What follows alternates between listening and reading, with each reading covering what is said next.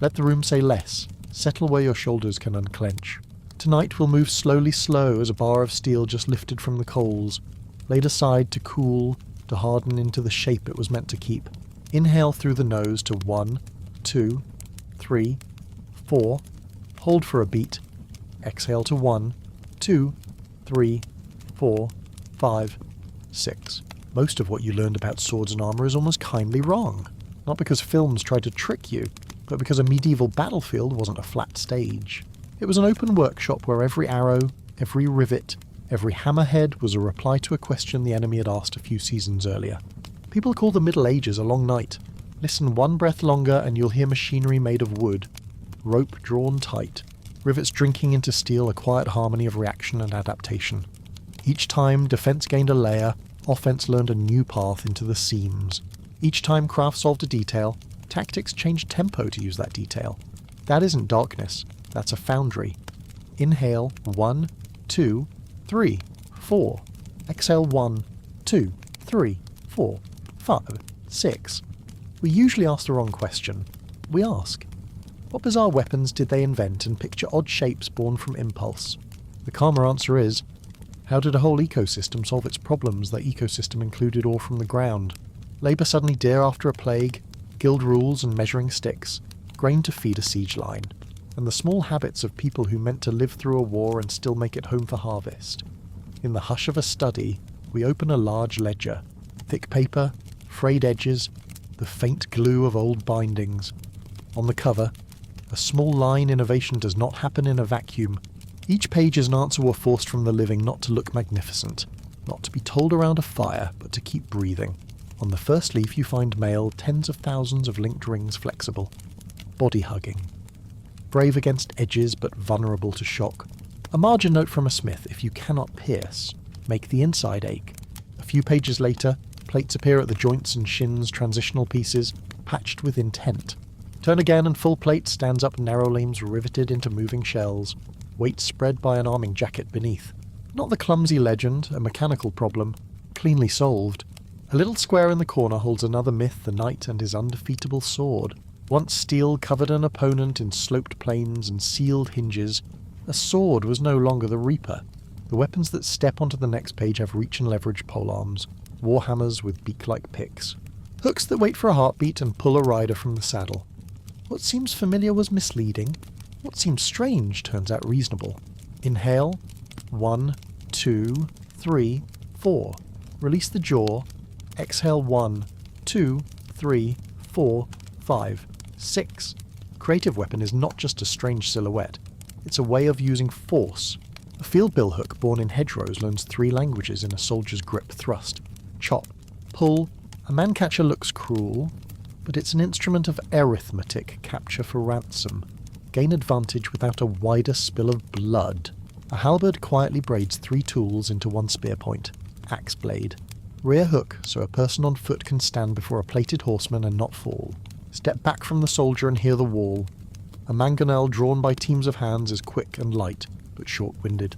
A counterweight trebuchet is a slow, heavy heart, timber-rich, time-hungry, but each beat delivers a stone that knows where to land. Beneath the earth, sappers burn the props they set to make a curtain of masonry fold. Above the parapet, drums refuse sleep. 3 torches per man make 1 army look like 3. When the blade is not enough, sound, light, and fear take turns being the edge. A quiet objection might rise, so it's all cruelty and tricks. The ledger tilts its head. This isn't a hymn to violence. It's a diary of adaptation. Guilds standardize gauges so a plate from one town fits a hinge from another. After the plague, labour costs climb, counterintuitively. Plate which looks elaborate often takes less total handwork than mail, and so becomes economical. Ox carts, river landings, stacks of straight timber logistics threads them into a field factory so a siege engine can grow from bare ground in nights instead of months. Innovation here is a 3-way bargain among time, material, and human breath. Breathe gently. 1, 2, 3, 4. Let it leave a little longer. 1, 2, 3, 4, 5, 6. One more legend to set down the long night. Under the noisy stories of pillage and superstition ran a steady pulse of measurement, and refinement fibre changed so ropes lasted. Rivet heads changed so joints turned smoothly. A plate's angle shifted 2 degrees so a thrust slid away. These small things weren't glamorous. They pulled the cart of history through mud, through winter, leaving tracks that run into centuries after. Outside the window, the night is calm as freshly filed steel. In here, the fan is a soft bellows. On the table, the ledger stays open. We won't rush the page. Let your eyes follow the deckled edge like the fine lines on a palm. Tonight we'll read by breathing. Each page is a question the field once asked if armour is harder. Where does force go? If walls are higher, how long must the lever be? If people are tired, what steps in sound, light, or fear? Each page offers a sufficient answer not loud enough to boast, not thin enough to tear. Take one last breath for the prologue. 1, 2, 3, 4. Hold, lightly. Exhale. 1, 2, 3, 4, 5, 6. When you're ready, place a finger on the page's corner. There's a smear of old soot there and turn. Not to hunt oddities, but to see the order hidden inside them, an ecosystem that learns to repair itself, to remember, and to let steel cool in precisely the right way. Keep the light small, 1 lamp, 1 table, 1 ledger. Let your shoulders lower by a thread. Inhale to 4, and let it leave to 6. We begin not with a hero and a sword, but with 3 quiet pressures that changed everything without raising their voice. First, the battlefield itself learned new geometry. Then the price of hands after plague and grief changed the math of what could be built. And in the workshops where iron was persuaded, guild rules decided what good meant and who could stamp it. Together they did what legends rarely do. They explained why creative weapons appeared when they did, and why they looked so sensible up close. Daylight on a medieval field is arithmetic. Distance starts to matter more than posture. A longbow hums a high arc of decisions. A crossbow parks force behind a trigger and waits. A sling's small storm moves through a crowd. Edges still matter, but blunt shock begins to speak with authority maces and hammers. Heads of metal that don't argue with polish or ornament if they can make the inside of a man ring. Armour hears this lesson and adjusts. A garment of mail, tens of thousands of linked rings that hug the body and laugh at an edge will still pass a hammer's impact straight into bone. A visor that keeps the point out can ring like a bell if a flat face lands square. The problem shifts from stopping a blade to controlling force. Surfaces tilt into shallow slopes. Hinges hide. Openings turn into choices measured against breathing and sight. Weapons learn new verbs in reply. Tools that once only cut begin to bend, hook, wrench, stun. The moment a target turns from cloth to plate, the sword stops being a master key and becomes a lever of last resort. Polearms stretch the arm and multiply the shoulder, a spear learns to pull. An axe learns to pry. A beaked pick learns to find a seam. It is not a louder orchestra, it is a smarter one. And if that runs against every poster and game you grew up with good, the ledger we're reading prefers corrections to applause. Breathe into 4, let it leave to 6. Then comes the price of hands. After the pestilence, the forest is still there. The ore is still in the hill, but the workers are fewer and time becomes dear. Every heat at the forge, every file stroke, every rivet set and peened is suddenly expensive. Creativity, under that pressure, stops looking like a wild leap and starts looking like an economy of steps. Here, a quiet surprise enters the room plate, which looks elaborate to modern eyes, can consume less total labour than miles of mail. 1,000 rings ask for 1,000 closures, 1,000 minutes, 1,000 risks of slip or crack. They need nimble apprentices a workshop may not have anymore. One shape plate, once raised, fitted, and fastened, can cover what 10,000 rings once covered, and it can be maintained in sheets instead of strings. The arithmetic turns when hands are rare. Big pieces often beat small pieces. That same arithmetic bleeds into tactics and kit.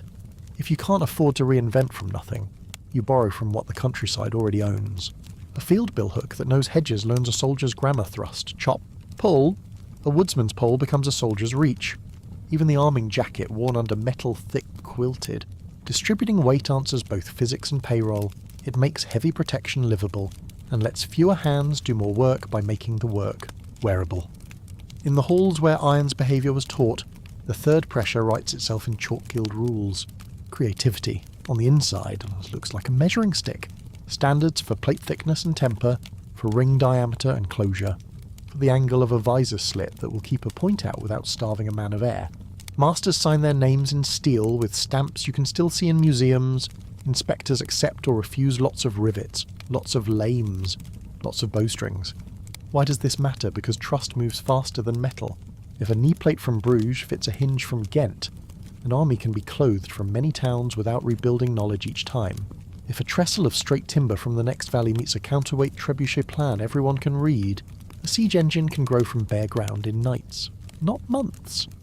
Rules are not fences here, they are bridges between workbenches. Now fold those three pressures together and the phrase creative weapon stops, meaning odd shape, and starts meaning 3 practical. Things exactly the 3 you asked us to remember. First, radical improvements to what exists mail patched at the joints becomes transitional armour. Then a full carapace of plate with sliding lames. Second, unexpected tactics for familiar tools, a billhook that pulls a rider. A man-catcher that captures instead of kills because ransom is arithmetic too. Third, specialised designs that aim at precise weaknesses, beaked hammers for seams, long shafts for leverage, hooks for edges and reins. None of it is whimsical. All of it is a reply to a feel that changed, a wage that rose, and a rulebook that could be trusted across town lines. Inhale softly to 4, let it leave to 6. You can hear the next page trying to speak before we turn it. The rings of mail are already touching the first narrow plates at the elbow. A visor waits on the bench, this slit shaved a hair narrower than last season. The master lifts a chalk line and marks 2 shallow angles that will teach force to slide away rather than settle in. If the battlefield has learned to strike like a hammer, and the wage has taught us to favour big pieces over small, and the guild has given us the map of what sound steel is, then what happens to armour when the rings finally give way to the sheets, and the sheets learn to move like skin? Keep the lamp small, the room hold its hush. We've met the 3 pressures field, wage, and rulebook. Now let's watch how they shape the very phrase creative weapon until it stops meaning odd shape and starts meaning an answer that keeps working. On the ledger's next page, a neat hand has drawn 3 narrow columns. Above them, 3 quiet promises. 1, improve what exists, radically. 2, use a familiar tool in an unfamiliar way. 3, build for a weakness, not for a poster. The ink is dry, so we'll read slowly. The first column, improve what exists, opens with the shine of linked rings. Mail looks like water poured over a body, and for centuries it behaved like a wise river. It flowed with the arm, shrugged off edges, refused to tear when pulled. But a river yields to rocks, and mail yields to shock. The fix begins at the joints, where problems always show first. In the margin, a smith has sketched a knee at season start. It is all rings. At mid-season, a cop of plate appears over the cap by winter. The thigh itself wears a curved sheet. That is transitional armour patches that admit the truth without admitting defeat. Turn again and the plates meet each other like scales. Lames slide on rivets. Greaves clasp the shin. A narrow gorget cups the throat. Inside, an arming jacket, quilted and clever, spreads weight across the torso and feeds each plate the motion it needs. The result is not a statue.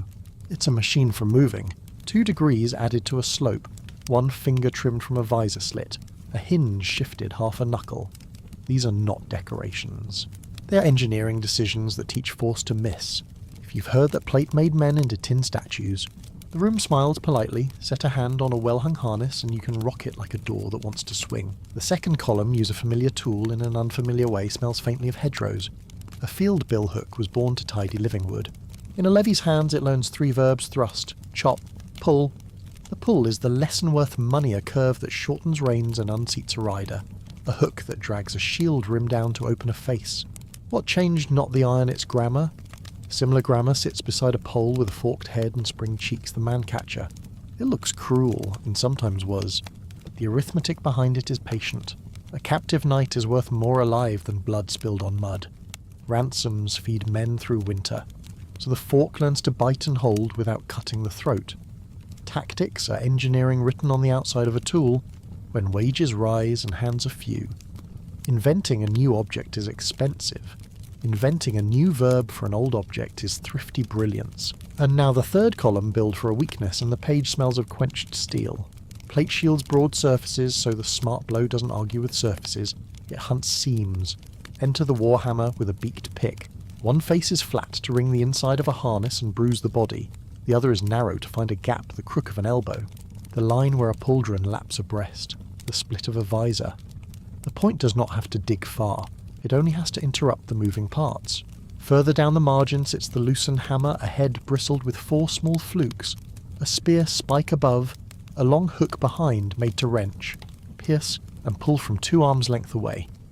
And between those entries the scribe has squeezed a quiet theorem, reach X leverage, romance.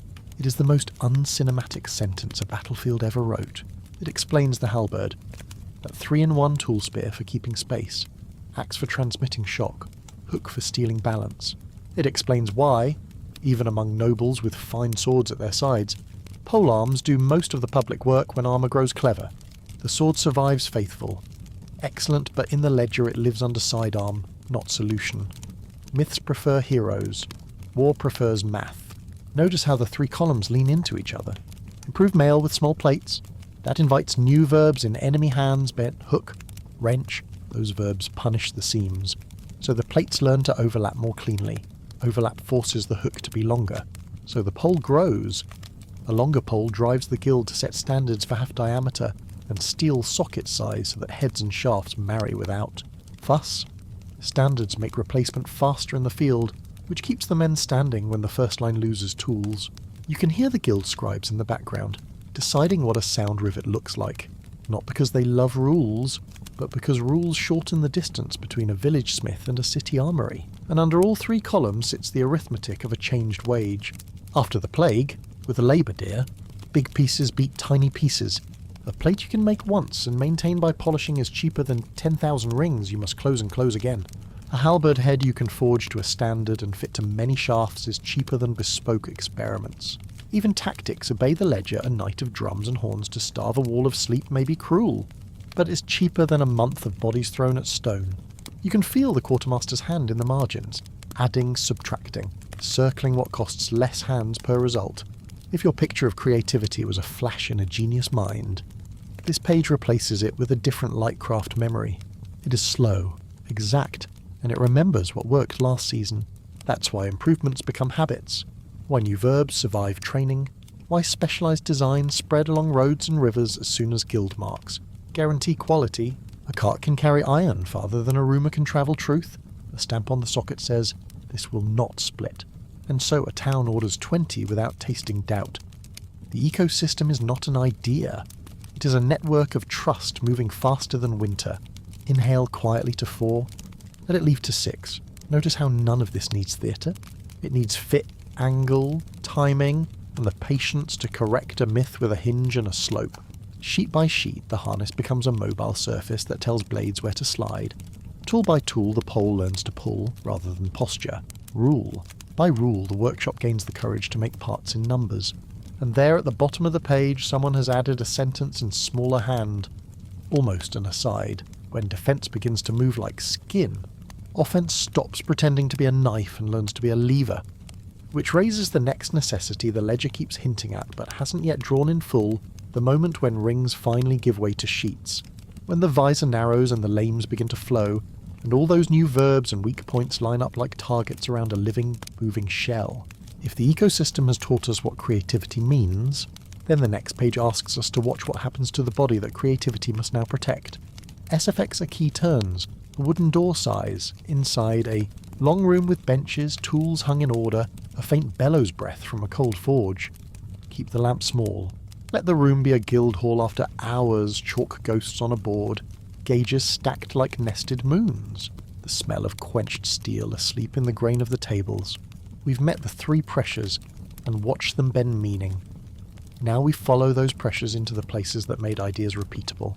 Innovation is a spark. An ecosystem turns it into supply. Breathe into 4, 1, 2, 3, 4. Let it leave to 6, 1, 2, 3, 4, 5, 6. On the wall, a measuring stick hangs beside a row of stamps. Each stamp is a name, a promise in reverse. Standards are not romance. They are the shortest road between strangers. A knee-cop forged in Bruges must meet a hinge from Ghent without argument. A bag of rivets from Liège must swell and set inside lambs raised 2 valleys away. Bowstrings twisted upriver must find the same draw length and not fray at the wrong breath. This is why guilds kept gauges for plate thickness, hardness tests, chalk lines for the visor slit that will keep a point out without starving the breath. A master's mark burned or struck tells a quartermaster down the road. This piece will not crack where it should bend, will not bend where it should keep its shape. You can call that bureaucracy. The field calls it trust that travels faster than metal.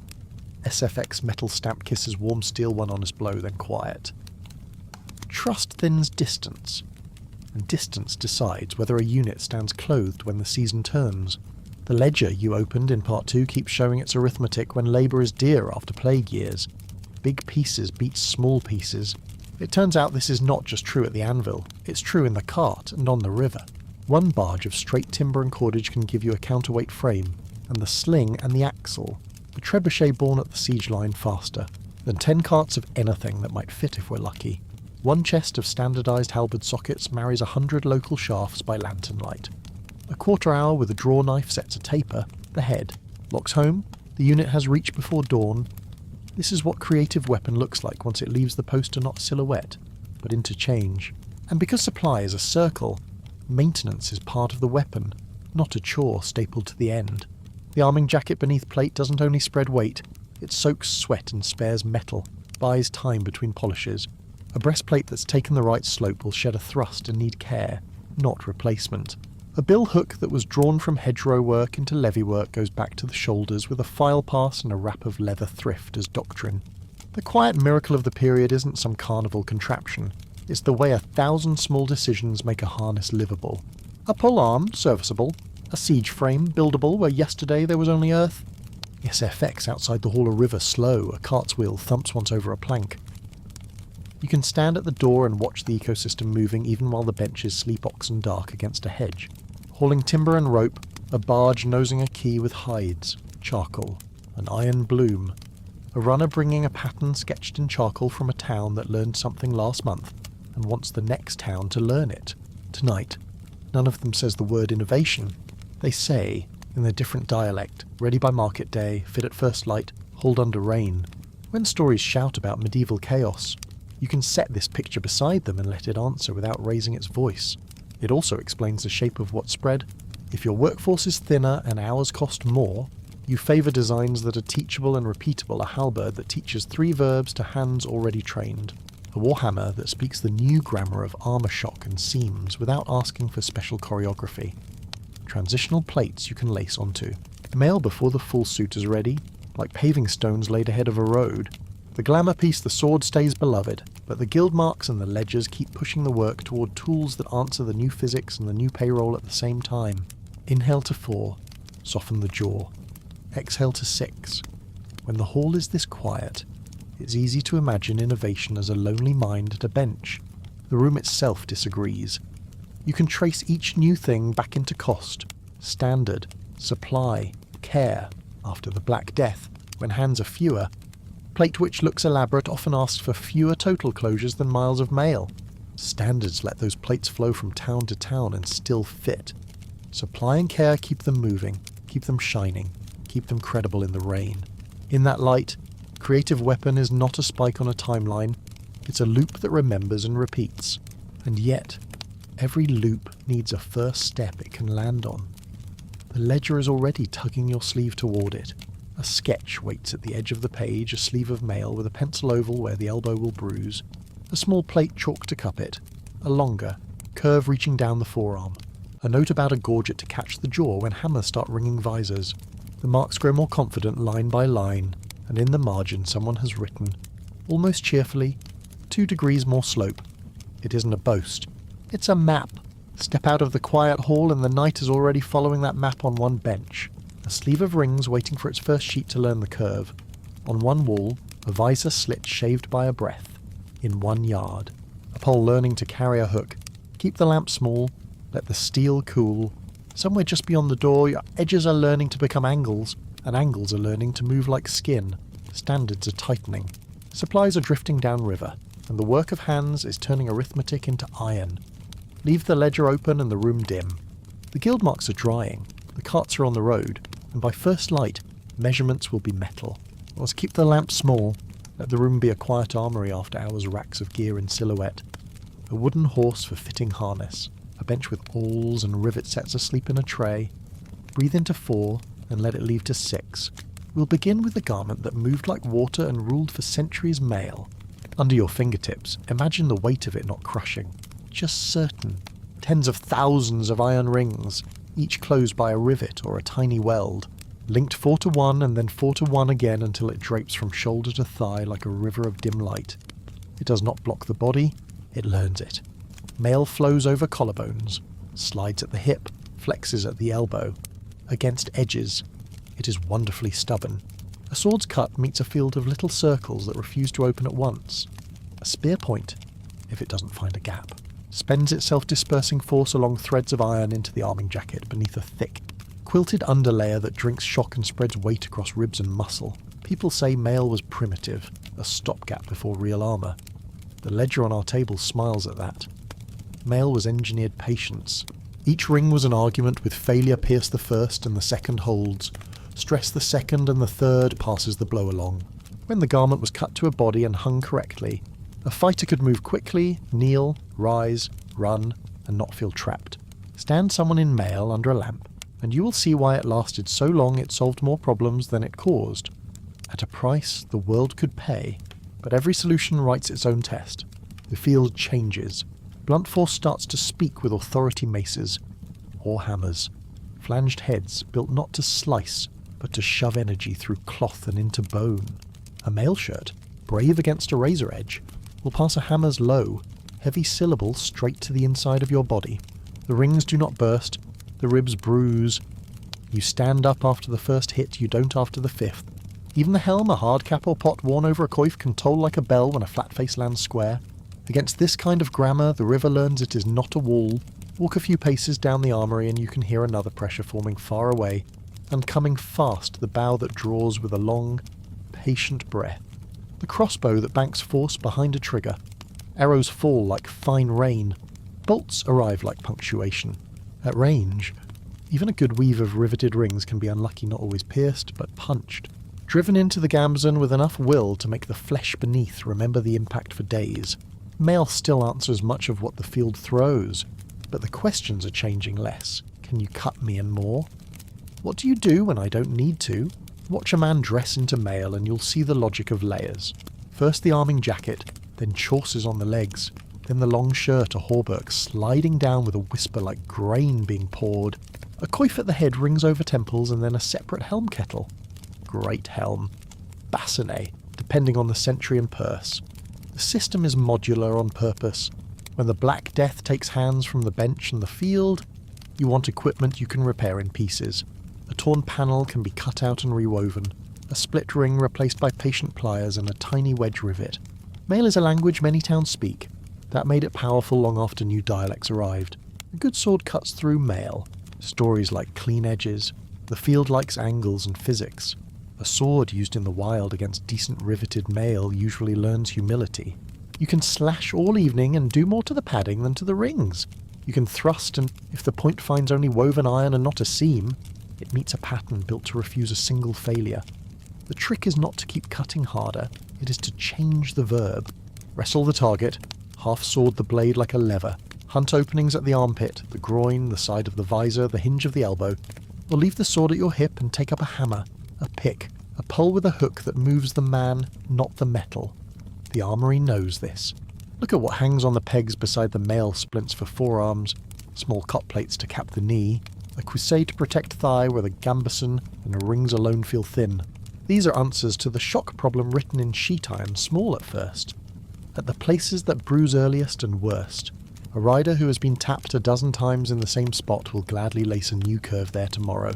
If you watch month by month, the patches spread from elbow to forearm, from kneecap to thigh, from a throat ring to a shallow gorget that cups the base of the neck. This is the beginning of transitional gear, and you can see it grow the way lichen grows, not a leap, a creep. Economics walks through the door with its coat still damp. After plague years, labour costs more, mail miles of tiny closures, thousands of minutes of skill still works, but now you count the minutes harder. When a smith can heat and raise a single plate to cover what once took hundreds of rings and hours to join, you start to prefer big pieces to small ones, not because they are fashionable, but because they save hands. Even maintenance changes, character, plate you can polish back to smooth and fit again, a panel of mail you must unwind, replace, and relink with a patience the workshop may not have this season. What began as a reply to blunt force becomes, at the bench, an answer to the ledger. In training yards, the change looks like caution, turning into habit. Drills spend more time on closing lines, not just cutting lines how to bring an axe head in on a slope, how to use a spear to pull rather than push, how to let a shield rim lead a hook to a rein. The gambeson's quilting grows a little thicker at the chest. Linings learn to breathe so men don't drown in their sweat. You can hear the guild in the background, whispering standards for ring diameter and plate thickness. So one town's fix fits the next town's bruise. Creativity becomes repeatable. Repeatable becomes available. Available becomes normal. A last look at mail before we let the lamp burn lower. It is not failure. It is the floor. It keeps teaching even as the room fills with new shapes. It teaches engineers to distribute weight and force. It teaches soldiers to think in seams and angles. It teaches quartermasters that a good system is the one you can repair in a week of bad weather. The river of rings does not leave the story when plates arrive. It moves under them, beside them, between them, still flowing, still catching edges, still making the body livable under iron.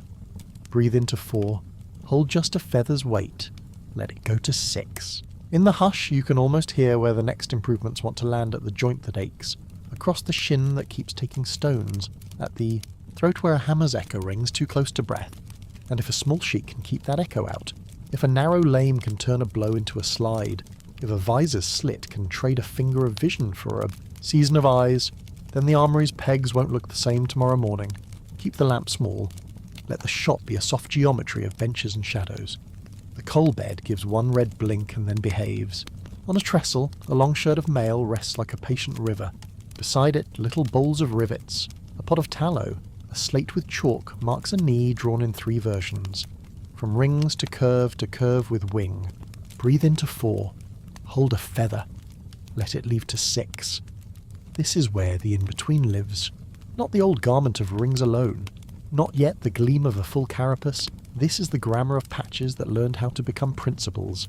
Transitional armour is honest about the problem and precise about the fix if blunt shock bruises joints first. Then protect the joints first. If arrows bully shins and thighs, then shelter shins and thighs. If a hammer makes a visor toll, then teach the head a new trick. On one bench lies a small dish of cot plates, elbow cups and knee cups, each with a gentle dome and a wing that spreads the blow sideways. They look like seashells of iron. Run a fingertip across the edge and it's not sharp. It's a slope meant to teach force to travel. The armourer's chalk shows how it started a bruised patch on a man's knee. A male weaves stretched and tired. Then the first answer lace a domed plate right over the pane. If the bruise moves, widen the plate. If the blows come off the outer line, add a wing to catch them and turn them. The wing is not vanity. It is a diagram of where pain kept arriving. Below the cot plates there's a line of shin balls, half greaves, that cover the front of the shin. They do not yet clasp the calf. They are shells laced on over mail chausses, a first acknowledgement that stone's hoof beats. And low swings spend much of their hatred at the leg. The shin is both target and pillar. A shinwald is a favour to both. Watch how it's attached 2 or 3 leather straps with forged buckles.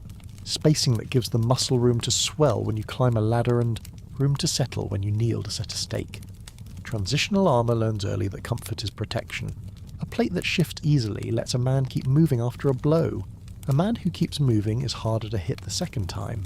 Beside them is a forearm piece of ambrose, and on the rack above, a couter for the elbow shaped to nest into it. The edges overlap with rolled rims so cloth and skin don't tear. You can see the logic of lames already appearing narrow strips of metal overlapped and riveted so they slide past one another like shutters. Even before the full suit arrives, the idea of mobility by overlapping is present, a seed waiting for a larger weather. Turn your head toward the wall, and a different creature is hanging there, a coat of plates. At first glance it is only a sleeveless garment of sturdy fabric or leather, cut to the torso like a short surcoat, closed by buckles. But feel under the cloth and your fingers meet a map of rectangular plates riveted inside dozens, sometimes scores overlapping a little, stitched to a backing, each rivet head making a dotted constellation on the outside. This is a torso that has learned to distrust arrows and bolts. A coat of plates does not behave like mail. Mail disperses and drinks, plates refuse and deflect. If a long arrow falls at a slant, the plate skids it. If a crossbow bolt arrives straight and fierce, it may bite. But it must first beat a single plate instead of bullying a field of rings into the padding. Transitional pieces were crude stopgaps, random bits of iron. The room raises an eyebrow. These coats, cups, and shells are composed. Look at how the plates under a coat fan outward near the ribs for breathing. See how the collar line leaves room for a gorget to arrive next season. Note the way a fall of those horizontal lames at the waist is starting to appear to protect lower belly and hips while letting the body fold. Crude would be a single slab nailed to a chest. This is articulation by installments. Across from the trestle, a brigandine hangs cousin to the coat of plates. Slimmer and more elegant, its small overlapping plates riveted beneath cloth that can even be velvet. The outside is dotted with handsome as regular rivet heads. The inside is a checkered garden of little steel leaves. It wears like a vest, hugs like one, and smiles at the quartermaster's ledger because hundreds of plates can be made to pattern, shipped in barrels, and riveted to cloth wherever the army happens to be. A brigandine tells you something else too, that class and kit are not the same word. Nobles may wear gilded harness when the full panoply comes, but transitional answers scaled down and sideways to men who bought their own gear, to foot soldiers who wanted chest safety without a lord's purse. Now, lift your eyes to the head forms on the shelf, the great barrel-like helm that once sat over a coif, and beside it a bassinet slimmer, more anatomical, sloping like a raindrop. The bassinet is transitional not because it's halfway, but because it reframes the whole conversation. The skull gets a better curve. The face gains a visor you can raise and lower. The throat accepts a ring-hung curtain of mail, an aventail, to keep gaps honest. The old great helm was a box that denied you much of the world and kept the point away by staying far from your skin. The bassinet invites the shell, closer, and then teaches it to move with you. It makes outliving the first minute of a rush more likely. It makes breathing and seeing while you work more possible.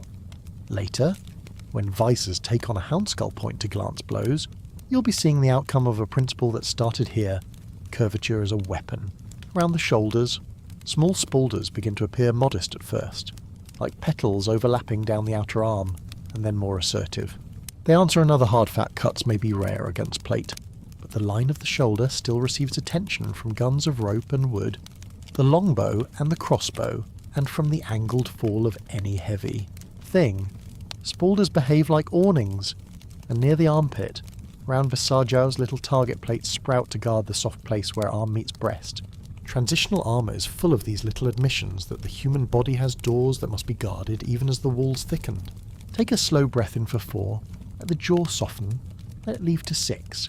If you listen under the shop's quiet, you can hear the other pressure that made these pieces multiply. Labour changed. When the Black Death thinned the benches and the harvest, each minute at the forge grew heavier. Mail miles of closures, thousands of tiny risks still had a proud job, but the ledger began writing with a stricter pen. A single plate, raised with a heat and a stretch, could replace an afternoon of ring work. A dozen plates, cut to a pattern and riveted to canvas by any town with strong hands, could armour a chest that would otherwise need someone's winter to weave. In this economy, transitional is not a compromise. It's a strategy move, more protection to big pieces that standardise travel and bolt on without drama. This is where Guild's quiet rulebooks with stamps at the bottom change from abstract to immediate. If a knee cop from Bruges is drilled on a radius that matches the chalk in Ghent, then a wagon's worth of knees can be split across units without rework. If a brigandine's plates use a gauge that a distant town agrees to, the rivets will set right. The cloth won't tear. The pattern will stack. Transitional armour is the moment when standards walk onto the battlefield wearing buckles. You don't see the rulebook. You feel it in how a piece fits out of a crate by lantern light. And then there is logistics, the river you don't notice until it runs dry. Coats of plates and brigandines could be made in layers of industry. A smithing town cuts and punches plates to a master template. A port city fills. Barrels with sorted sets. A road town stitches and rivets to order. A campaign camp replaces a torn section on a rainy afternoon while the men stand. Easy. None of this is accident. It is creativity turned into supply. The romantic picture is a lone genius trying an exotic shape. The reliable picture is 10 shops agreeing about holes and distances so a chest can be armoured wherever the chest happens to be. Now walk to the fitting horse where a harness in progress waits. See how the coat of plates sits over the gambeson, how the shinbalds lace neatly, how a vambrus tests its hinge. The armourer lifts a cooter, aligns its wing so the point of a blow will meet slope not corner, makes a chalk tick where the strap bites a little. Everything is small and procedural, and yet each smallness is a rehearsal for something larger. A fold of 2 lames at the waist lets the wearer bend without having to choose between lungs and protection. Tacit's flat plates that hang from the fold reach toward the thighs like polite hands that will one day grow fingers. At the throat, a logoji in 2 halves kisses together. Transitional armour is the craft teaching itself how to articulate a whole body 1 hinge at a time. They could barely move in all that. Stand a quiet minute with the fittings. Each plate edges away from a tendon. Each overlap rides with the line of a joint. The weight spreads over the gamison's quilting, down into the hips by points, little ties that anchor armour to the arming garment so the shoulders do not drown. A man can run a short distance in this, can vault a low wall, he can get up after a fall. The stories about winches and clumsy knights flailing like beetles come from ceremonial suits or from jokes, not from the field kit that learned to move because it had to. If you have ever worn a backpack fitted correctly after one that wasn't, you know the difference sensation makes to endurance. Transitional armour is that difference over and over, fit as a kind of strength. Hear the battlefield outside the door, not in shouts, but in pressures. Longbows compel slopes and teach curves. Crossbows punish square corners and reward thickness and angle. Stones and hooves argue for shin shells. Hammers demand cups and wings. Every new piece is a negotiation with those facts. And as the body's map fills in elbow base, knee, shin, shoulder, throat, the enemy's verbs adjust. Hooks learn to pull at the back of the knee where laces live. Picks learn to hunt the crease where the cauter kisses the vambrace. Sword hands learn half-swording, gripping the blade as a lever to steer the point into a seam. Because cutting a plate is a fool's errand, but moving it is not. Transitional armour produces these counter-tactics the way a hill produces wind. Breathe into 4, let your teeth not touch, let it leave to 6. Now, take down the brigandine again, and hold it in both hands. It's heavy, yes, but listen to how the weight stays close. That closeness is not claustrophobia, it's control. When a blow lands, the plates disperse it in short paths, each path ending in padding. There is an economy here, fewer joints to fail than mail, more joints than a single breastplate, the best of both for an army that needs many good enough rather than a few perfect. For a foot soldier, the jack of plates, a humble cousin made of small plates sewn or sandwiched inside a doublet, does similar work at lower cost. Less tidy but very survivable. The shape of the answer changes with the purse, but the physics do not change stiff where force should go away. Soft where the lungs should fill. Maintenance, too, becomes its own design feature. Leather dries and cracks. Straps want oil. Rivets loosen with vibration. A good suite of spare holes and generous tongues in the buckles lets you make field fixes with cold fingers. The armourer's chest has a rhythm punch. Rivet, clinch, rasp a burr, peen a head, wax the edges of the arming points.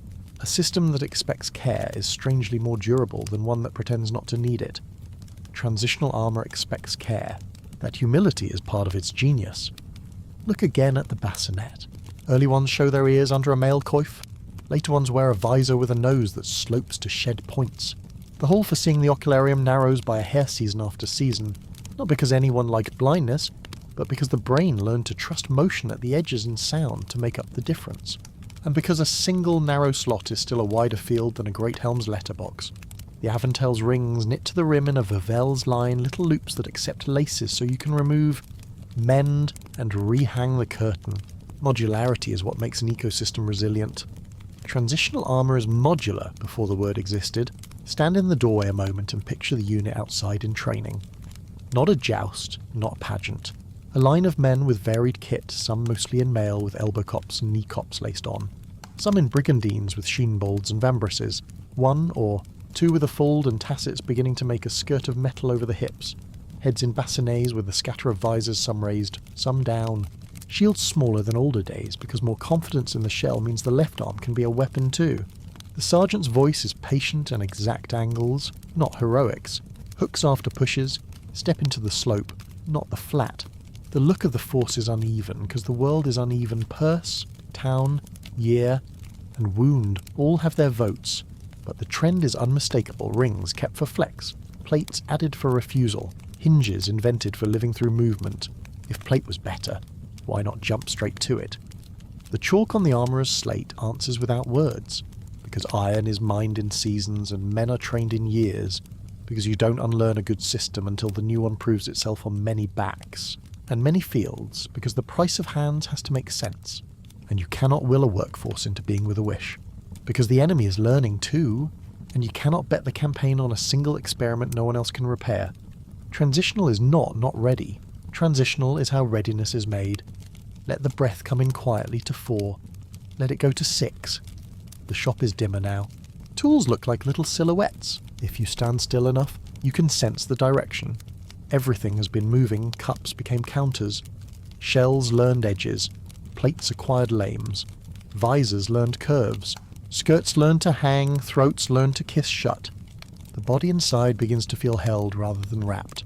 The bruises that taught these lessons haven't gone away, but they arrive less often, and when they do, they spread out thinner and are heard less loudly by the bones beneath. Outside, the knight takes a single step across the cobbles. Inside, the armourer flips the slate and draws 3 lines mail, patches, sheets. Under patches, a little note. Keep the edges kind, make force choose to leave. Under sheets, a smaller note. Sliding must be honest. Hinges must forgive. On the bench, a half-finished fold waits. Each lame has its rivet and its rest. Each gap knows how far to open. If you lift it, it swings like the lid of a well-made box.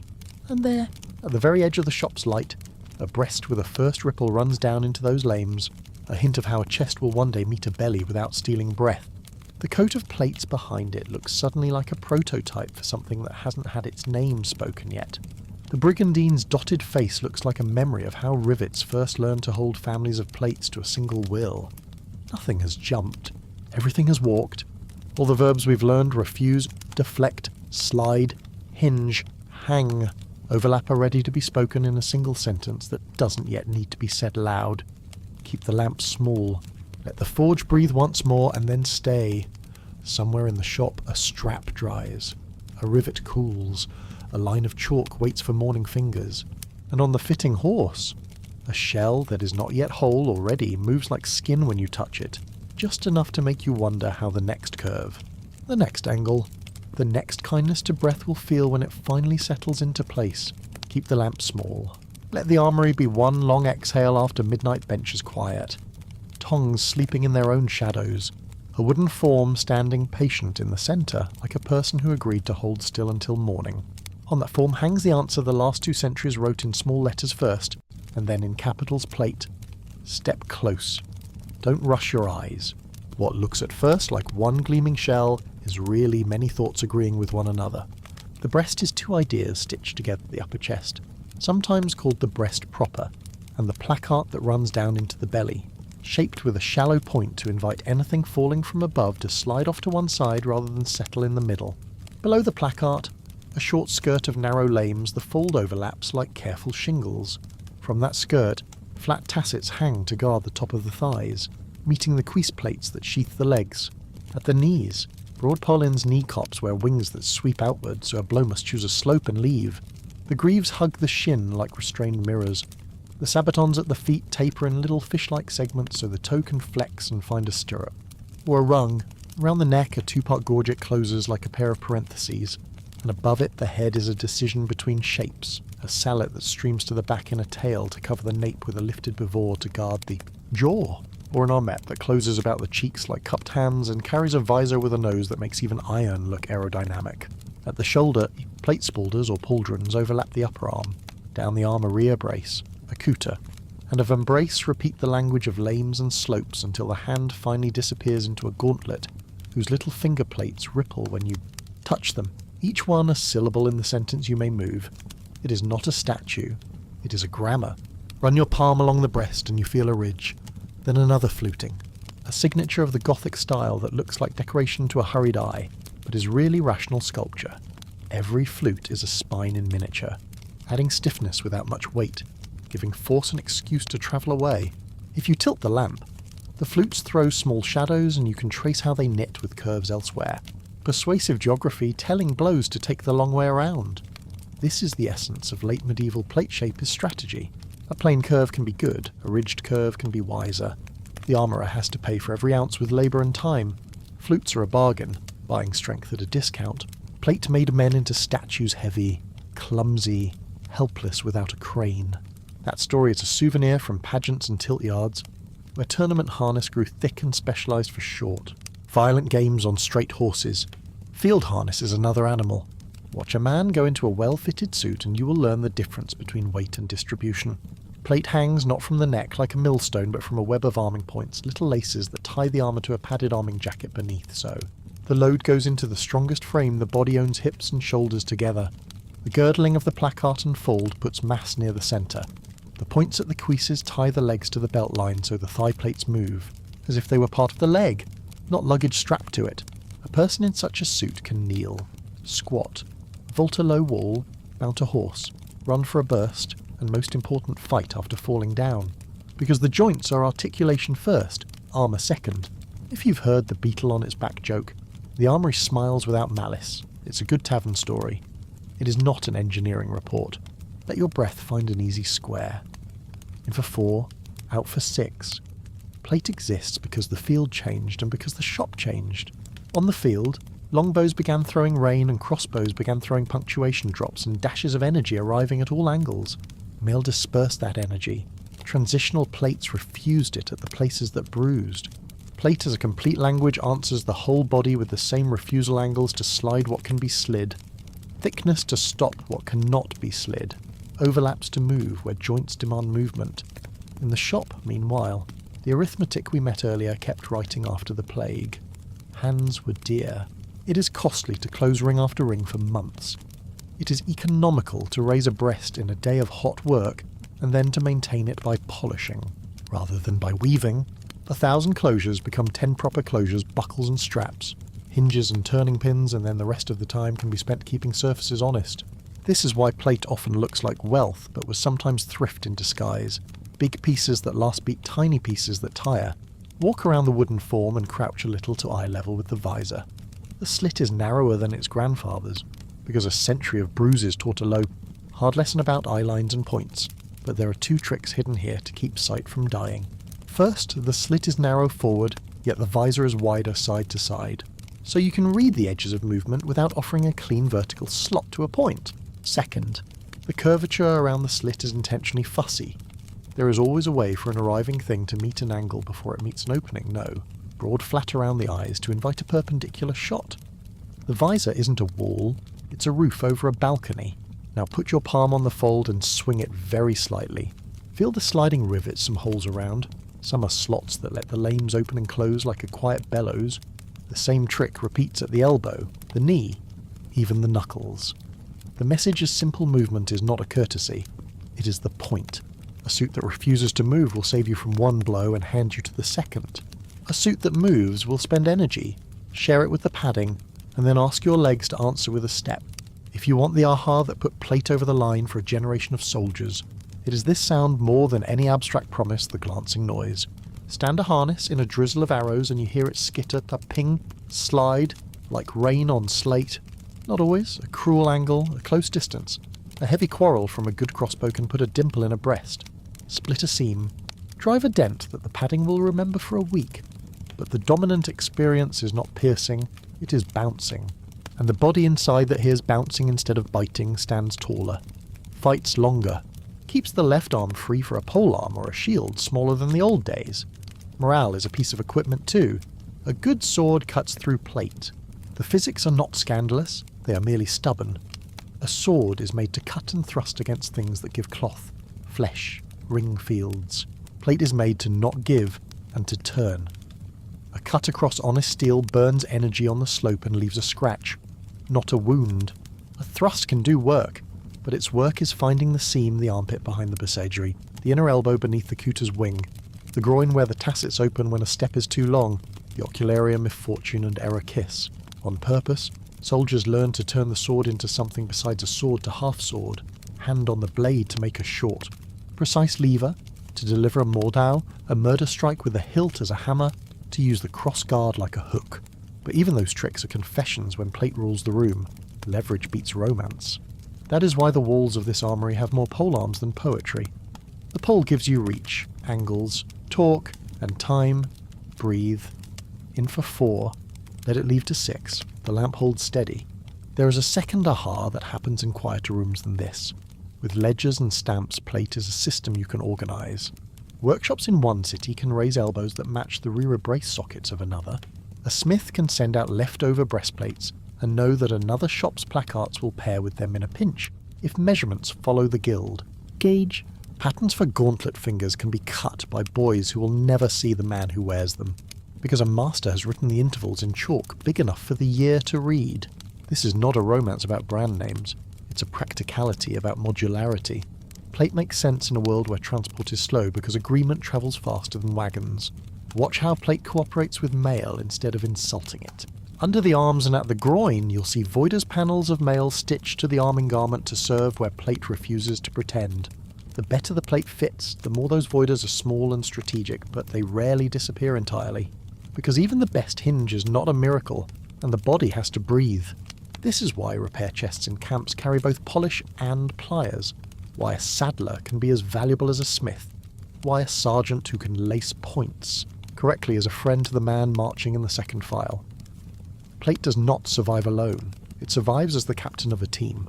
Pause at the arm stand and lift a gauntlet. It is lighter than it looks because most of it is air behaving correctly.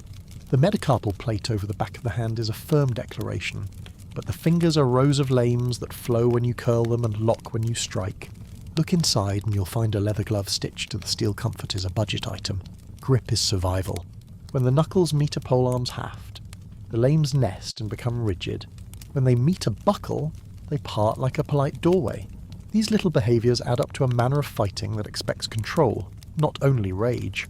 A line of harnessed men holds a low stone wall at dawn. The enemy knows the story of the longbow and believes in rain. The first volleys arrive as distant weather. They skitter and ring, a music of minor keys. A few bad angles make dents at shoulders and breast. A sabaton toe lifts at the wrong moment and the nail beneath will be black tonight. One man looks surprised and then angry when a ricochet nicks the inside of his bavor and finds a lip. But the line does not break.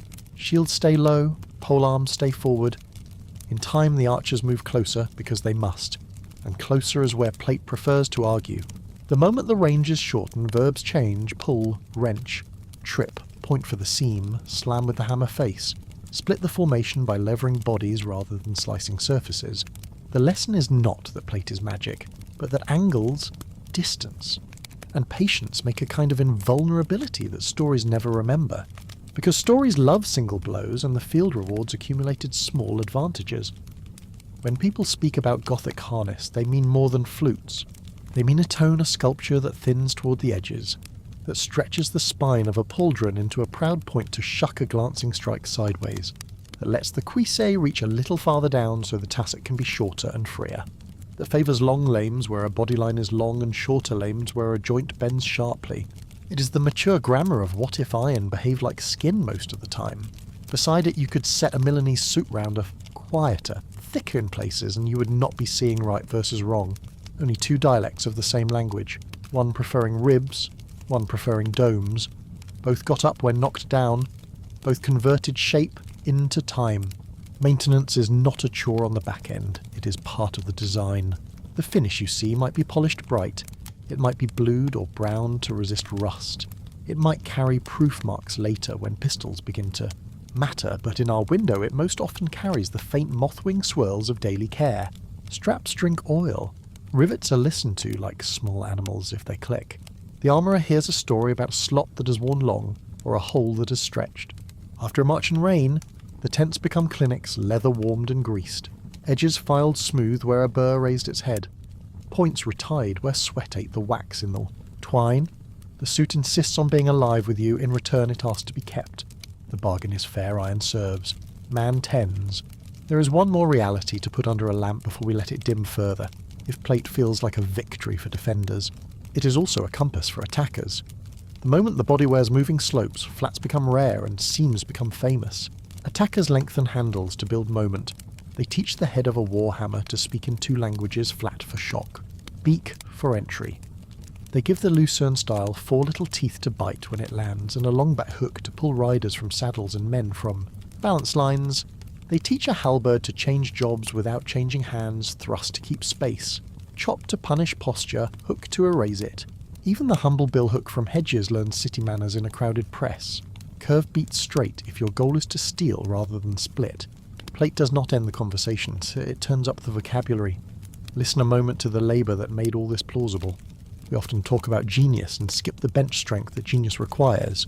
A full suit asks for miners, charcoal burners, carters, smelters, refiners, smiths, polishers, leather workers, tailors, carvers for wood forms, clerks to tally iron and hours, inspectors to stamp what is sound and send back what is not, sailors to move it by river, teamsters to pull it by road, sergeants to fit it by lantern, soldiers to tell the truth about how it felt when the fifth hammer full found the wing of a pole in and did not end the day. The myth of the lone workshop persisting in a vacuum is soothing and false. Plate is what happens when systems are old enough to improvise without collapsing. Wait, people ask. How heavy enough to move the balance between fear and nerve? Light enough to be worn all day when cut to a body and hung on a jacket that knows where ribs, hips, and shoulders pass the baton of effort between them. 20 to 30 kilos for a complete harness in many cases, which reads as a number until you remember that a backpack on a mountain weighs the same, and men still climb in them because the straps are honest. Field plate learned strap honesty generations before the phrase existed. Now draw the lamp a little closer to the knees and watch a pole-in bend. At full flex, a central wing protects the outside line. A sliding genouillère, a little secondary plate, keeps the gap from opening on the inside. The cooter at the elbow does the same. This is how plate keeps its promise. It refuses to choose between seal and motion. It accepts a changing shape and it travels with it, carrying the threat away on rails rather than standing still like a wall that will crack. The last quiet correction belongs to class again. We remember gilded barbutes and parade salets because museums preserve spectacle, but the field saw as much piecemeal plate on men who are not. Nobles abreast over a jack, shinbolds over chausses, a bassinet with a simple visor, hands in mitten gauntlets if possible, else in stout leather, after the plague pushed wages up. A breastplate that lasted 3 campaigns could be cheaper over time than a new panel of mail every winter. Infantrymen with decent boots and one good plate stood longer. The record of armies shows it in the way doctrine invests in ranks and pikes and reach, not in giving every man a poet's sword and a speech. Breathe once more, 4 in, 6 out. Let your shoulders be ordinary. If you were to strip the suit back onto the bench and lay it out piece by piece, you would see the story we've been reading and written plain big pieces where big problems happen. Small pieces invited only where the body must fold, fastenings where replacement is likely, forgiveness where the human machine hiccups at the waist when a breath goes wrong, at the ankle when ground turns treacherous. You would also see what comes next, even if we never spoke it armour. This persuasive makes the adversary more inventive. Every flute is a challenge, every seam is an invitation, every slope is a teacher whispering change your verb. And so the pole grows, the beak sharpens, the hook learns better manners, the footwork quiets, the point aims for moving doors instead of walls. Keep the lamp small a moment longer. Plate is not a monument. It is time made visible, time you win by sliding what should slide, stopping what must stop, forgiving what must move. It is the end of the beginning of a race, not the end of war. In the hush after the forge, you can sense the balance settling a person inside a mobile shell, hearing rain ring off slate, feeling weight become posture, believing perhaps for the first time that the next minute belongs to them, and somewhere very near that belief, a long handle leans against a wall, a tidy head of steel waiting with 2 faces and a hook, the shape of an answer, learning how to ask its question more precisely. Keep the lamp small. Let the room be an armoury at rest shafts standing in a forest of silhouettes. Iron heads turned downward like birds asleep on a branch. Breathe into 4 and let it leave to 6. We have learned what plate does when it meets the weather of the field. Now we walk among the verbs invented to answer it. Do not hurry your eyes. At first all you see are lines, the long, straight confidence of ashen oak, the brief, black punctuation of iron where the heads hang. The sword rack is here. Yes, cross guards like tidy moustaches, but the work of this room leans on the wall in the shape of handles. The men who left these tools here did not plan to cut poems into other men's armour. They planned to move people, to steal balance, to decipher shock, to aim the point at moving doors instead of walls. Pole arms, in their many dialects, are not a rejection of romance. They are the engineering of time, mine, not yours. The first head you lift looks modest. A cube of iron with a flat face on one side and, on the other, a curved beak that narrows, hardens, and ends in a point like a patient question. Haft is long enough to put both hands on, longer than a walking staff, shorter than a pike the length of a body and a half, give or take a palm. It is a warhammer. If swords are the grammar of cut and thrust, the hammer is the grammar of shock and seam. The flat face is honesty itself. It doesn't pretend to slice, it shoves. It rings. It scolds plate for being a slope by speaking in a language slopes cannot ignore. Behind it, the beak variously called a misericord beak, a pick. A morn depending on place and season learns the new alphabet of the armoured age hinge. Visor edge, armpit hollow, inside of the elbow. Skirt of lames at the hip. The small valley where a Kuta meets a vambrace and the world briefly forgets to be covered by a slope. Knights met with swords because swords were the noble instrument. The room smiles without malice. Nobility is a story told after the fact by people standing in the right light. Survivability is the story the field tells while the light is still moving. Against decent mail, a sword already learned humility. Against honest plate, it learns manners. The man who brings a hammer to a conversation with plate is not dishonouring anyone. He is reading the room. Run your hand over the hammer's beak. You can feel its hardness even before you know the words. The armourer chose a steel for this tooth that can take a temper, then hardened it, then drew back the temper from brittle to tough, hard enough to keep an edge, not so hard it shatters when it meets a ridge. If the flat face is a conversation with ribs and lames, share this force with your friends. The beak is a whisper to the seam, let me meet the soft. Between your promises, neither is gore. Both are mechanics. Watch what the handle does when a person takes it up. The near hand locks, the far hand slides. The head takes a small arc, the body steps. It is not a wind-up from a painting. It is compact, because the hammer is not trying to cut. The head can be small, dense, fast. That speed arrives at a moment arm distance from the grip to the head so that even a short, quiet motion lands as a project of momentum. More shove than blow. Plate that shrugs off cuts will remember that shove. Not every hit needs to leave a visible dent to matter. The body inside hears a bell ring in the bones. The lungs write a note about a breath that was late. The eyes take a second to agree about the horizon. The left foot steps where it shouldn't. In that inch, the second verb happens, hook. Hooks live everywhere on these tools, sometimes blatant, sometimes suggested by a curve. On the hammer's back, the beak can pull as well as poke. At the head's top, a square spike may turn the tool into a short thrust when the custom of the moment demands it. Down the shaft, a langet, a strap of metal riveted along the wood, keeps the head loyal if a blade tries to sever it. Where the hand finds purchase, a leather wrap is tacky, not pretty. Because hands sweat and wood performs better when it's told how to behave under fingers. All of this feels like decoration until it takes one breath in a fight. Then it reads as what it is, features answering facts. Put the hammer back. Take down its taller, busier cousin the Lucerne hammer.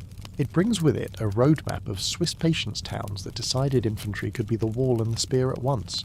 Men who learned that horses are beautiful, but the ground remains the honest majority of the earth. The Lucerne head is a cluster of ideas, 4 small teeth on the back, that grab like a cautious hand on cloth. A square beak that insists on entry, where the seam forgets its manners. A long top spike to threaten the space in front as if the tool were a spear, and a flat face to keep the old conversation with ribs alive. In design, it's an argument against specialization in one step of the feet and one change of the hands. The weapon changes jobs. The shaft is long enough to be a policy, not just a posture over 2 meters, sometimes nearer to 3. It is meant for 2 hands and a unit that speaks in chorus. Imagine a formation with these in the front ranks and a forest of points behind pikes. Spears. Halberds waiting their turn in later parts of our story. The enemy hopes plate makes him taller than the problem of infantry. The Lucerne hammer says, "Come off that horse." It can do this gently pulling at tack and limb with those back teeth, or rudely dropping the beak like a pry bar on the cantle and asking gravity to join the conversation. Once the rider is on the ground, the verbs rearrange pin, punish posture, present spike, make space for the men behind to thrust. Cavalry that expected to be news discovers it is content. And in that disappointment you can hear why polearms filled the century like a tide, because they combined the physics of reach, shock, leverage, and team behaviour in one body.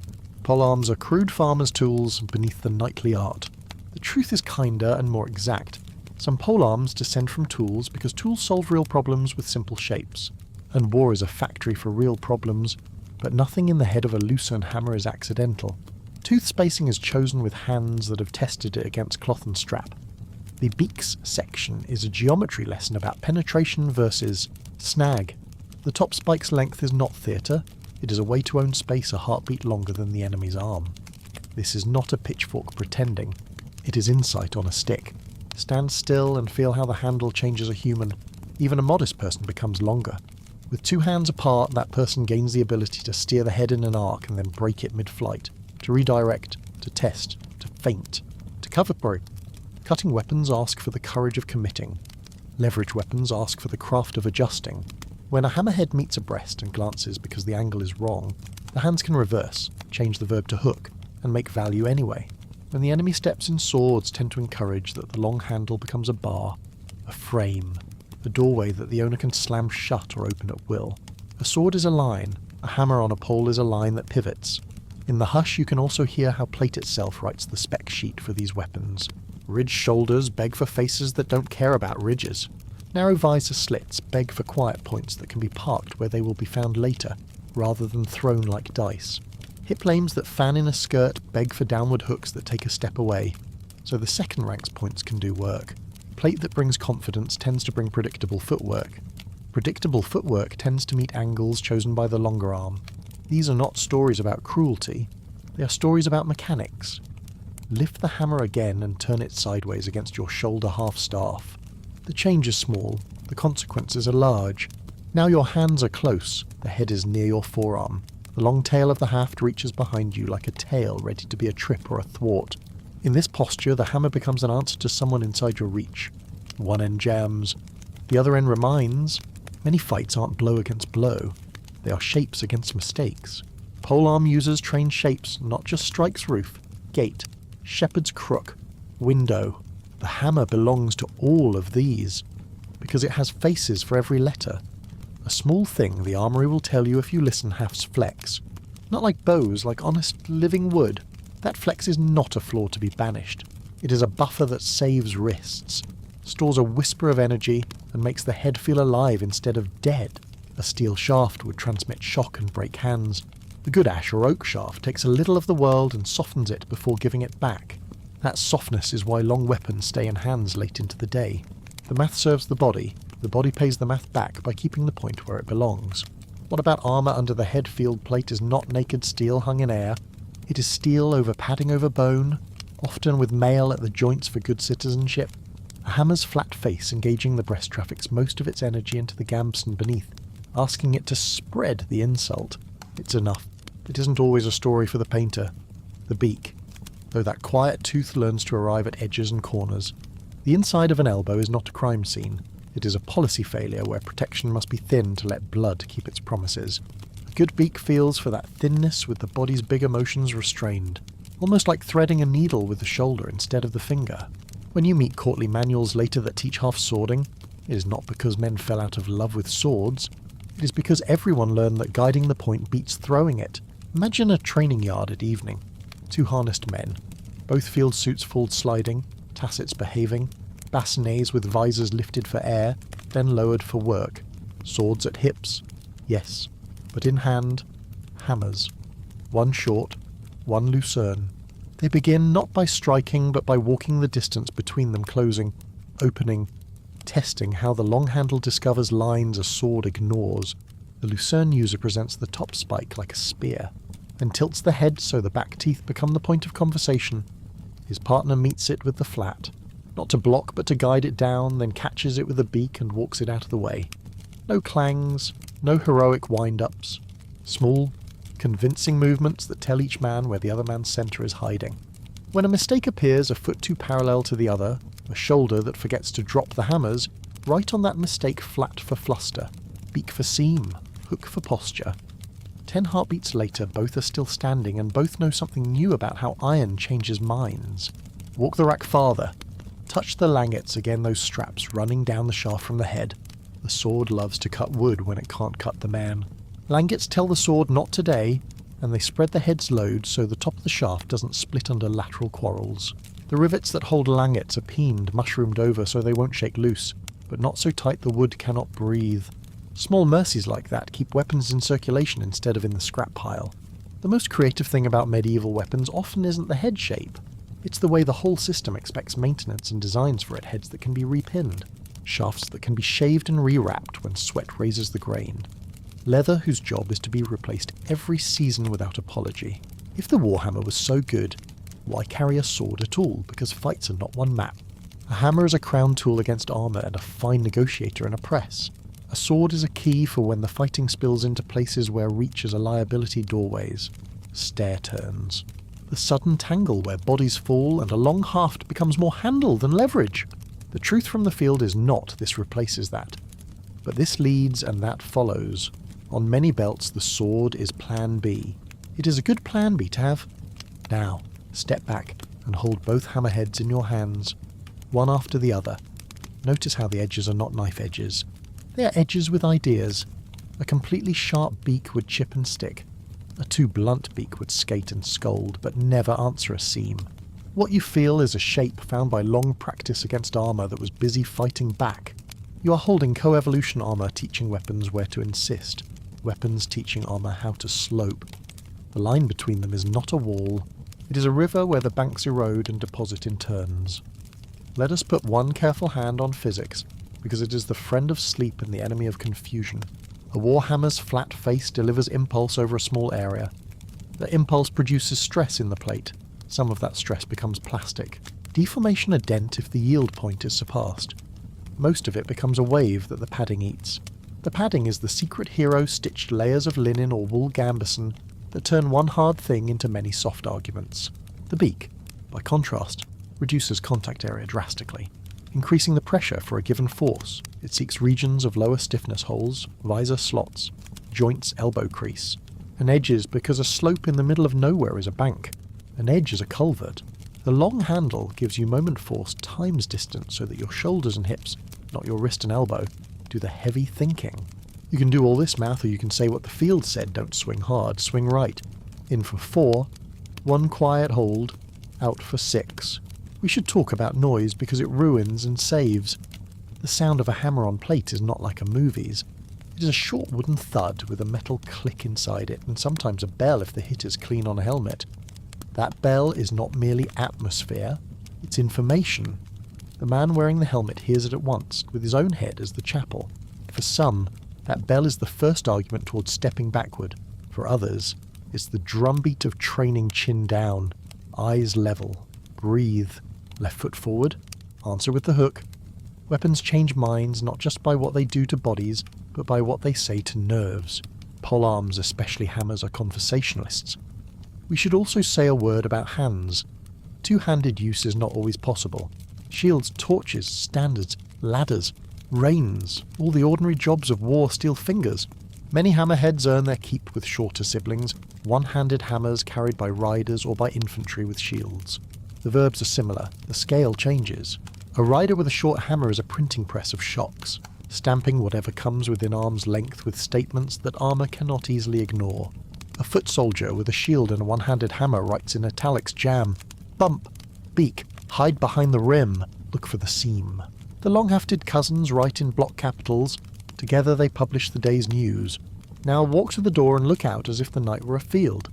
Picture the rolls. The long poles are the railings of the formation. Their owners speak in angles and spaces. The shorter hammers dart through gaps like commas.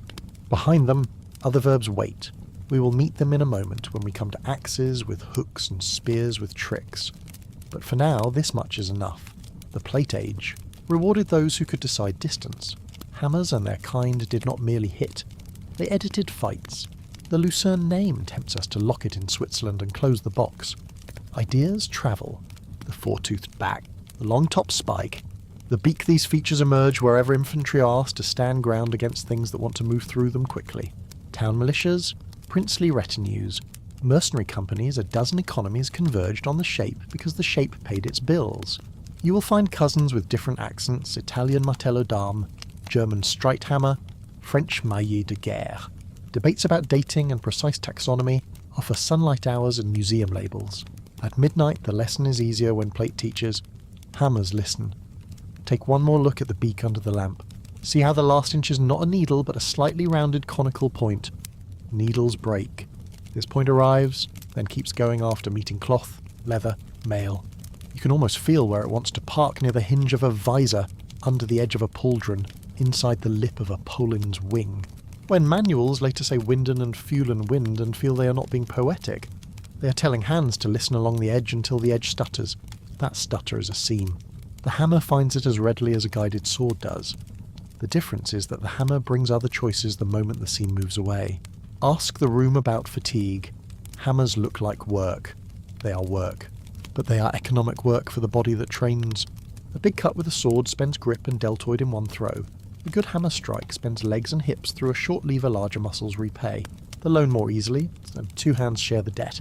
Over a long day, the man who knows how to lean his skeleton into a hammer will still be articulate when noon becomes evening. This matters more than movies ever tell you. Don't need to be deadly. You need to be useful at minute 47. What of shields in a hammer world? They change jobs. In an age of cuts, a shield is a roof. In an age of hammers, it is often a door open to disrupt a point, slammed to punish a posture, edged into a shin to steal a step. A hammer beside such work is not redundant. It is complement. The left arm spoils, the right arm writes. Before we set the heads back on their pegs, look at the small holes drilled in the flat, sometimes present, sometimes not. They are not decoration. They can take lanyards. They can lighten a head just enough to change balance without betraying mass. Tiny choices like that decide whether a tool feels eager or sullen. Armourers were not guessing. They had customers who came back, and customers tell the truth. If the beak stuck in heads when it should have slipped free, the next month you saw a slightly thicker neck behind the point. If the flat skated too often, a subtle texture filed checkering appeared, invisible at 6 paces but persuasive at 1. The field is a product manager, in for 4, out for 6. Let the shoulders fall where they prefer. Now, a last picture to keep the mind calmly alert. No brighter than a candle. 2 lines close. The ground is rutted, the air humid. A man in plate steps true, confident in slope and steel. He has learned 24 drills about closing a sword's line, and he is ready to bind and feel and thrust in that language. What greets him is not that language. It is a long handle that refuses his distance, a flat that thuds into his breast and then withdraws before his reply can land, a beak that politely asks at his elbow whether the day plans to bend there, a hook that suddenly cares where his foot is and whether his weight is in his heel. He is not defeated, he is busy as what formations want the enemy to be. Set the hammers back, the heads bow as if they agree to sleep in that posture. On the wall beyond them, other shapes wait axe faces married to spears, hooks grown from farmers' hedges, gazarms that argue with riders and trenches with the same curve. The long handle remains the sentence. The head changes the verb. We'll read those verbs next quietly, piece by piece, because after you learn to push and pull and sting, someone always asks, what if we also chop? And the room answers before anyone speaks axe faces married to spears, hooks that remember hedges, long handles waiting for the next verb. You slide the hammers back to their shelf. The heads settle as if they agreed to sleep like that. Your palm finds the next lesson by shape alone, a spear that learned to press, an axe that learned to wait, a hook that learned to let go on command. No fanfare, just the halberd, doing what the question asked. You don't change your stance, you change the reach. Near hand a palm's width down from the socket, far hand where the haft begins to breathe. The point behaves like a spear's draws a polite line the other man must pay to cross. The face doesn't beg to hew plate in half, it leans, makes wood and leather honest, turns a shield's rim into a hinge. The hook doesn't boast, it collects posture and knee that stood too proud, a shoulder that leaned too far, a hip where fold lames must move and therefore can be asked to move the wrong way. You're not chopping through a breast. You're making choices expensive. One small test present the spike, not to puncture, but to buy a heartbeat. Turn the head a finger's breadth and the face is suddenly a press, the kind that lowers a shield just enough for the hook to seat over the rim. A short draw, no ripping, just rearranging, and the world beyond a visor slit loses an inch it thought it owned. Feet change their minds. The point you didn't lunge with is now exactly where a throat would rather you weren't. 3 functions, 1 cadence of breath. Let the haft breathe too. The grain tells you it will flex and return. The leather tells you sweat will be turned into friction you can count on. A broad face that would waste itself on raw plate becomes precise when you tilt it. Press to turn shoulders. Post to deny a step. Set the hook as the second clause in the sentence. Plate doesn't open like fruit. It concedes angles, and angles are enough for a line of men who move in chorus. You hear the square in your head the quiet drum that says present, the thin whistle that says tilt and walk, and you see why horses learn arithmetic when they meet townsmen who can count together. Halberds in front, pikes behind like winter trees. You don't kill a charge by heroics. You unthread its spikes that make hooves cautious, faces that make shields heavy, hooks that make riders busy. Busy is what pikes like to finish. Set the halberd's heel down. The bill waits beside it, the hedger's wisdom promoted without losing its manners. A curve built to draw, a back tooth to collect, a little shoulder so the head seats before leverage does the rest. In a gate throat, the draw steals a shield's line, in churned stubble it steals a stirrup, in a press it steals time, which is what fights are actually spent with. The guisarme stands leaner still, less blade and more reachy beak, happiest rearranging the back of a knee, the inside of an elbow, the lip of a buckler making lanes where none were offered. Your hands already know the map. Up close, you bar and jam. At 2 paces you present, tilt, draw. At long reach you deny. Don't live in one room too long. Move through them like you own the house. The steel won't ask for theatre, it will ask for sequence. And with that sequence, the lamp doesn't need to grow. The heads explain themselves in the order you place them point to by the second. Face to spend it wisely, hook to collect the interest. The rest is just breathing together while wood and iron do policy at arm's length. Begin with the silhouette everybody recognises, even if they can't name it the halberd. Seen from across a hall, it looks like a spear who went to the city and came back with opinions. Up close so you can read the opinions one by one. There's a central spike long enough to ask for space, stiff enough to keep it.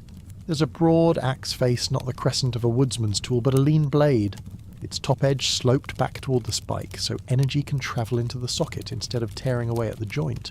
And there's a rear hook, sometimes beak, sometimes thorn, curving down like a question mark. The exact curve a compromise between catching, tearing, and letting go when it must. The socket is deep, often reinforced with langets that run down the shaft to keep steel and wood married under punishment. In a good shot, the edges show the file's truth, no ornament that cost a heartbeat to function. Every line an answer to something someone met yesterday. Lift it. Feel how the balance is forward honest without being reckless. The spike tells your hands they're holding a spear. The axe face promises work against wood, leather, and men. The hook hums about posture yours and your opponent's. With 2 hands separated on the ash or oak haft, the weapon becomes a lever with moods. Close your grip and it's a short stick that can jam and trip. Open your grip and it's a gate that can close across 3 paces of ground. You don't have to swing hard. You have to place the head where the body in front of you will be 1 second from now.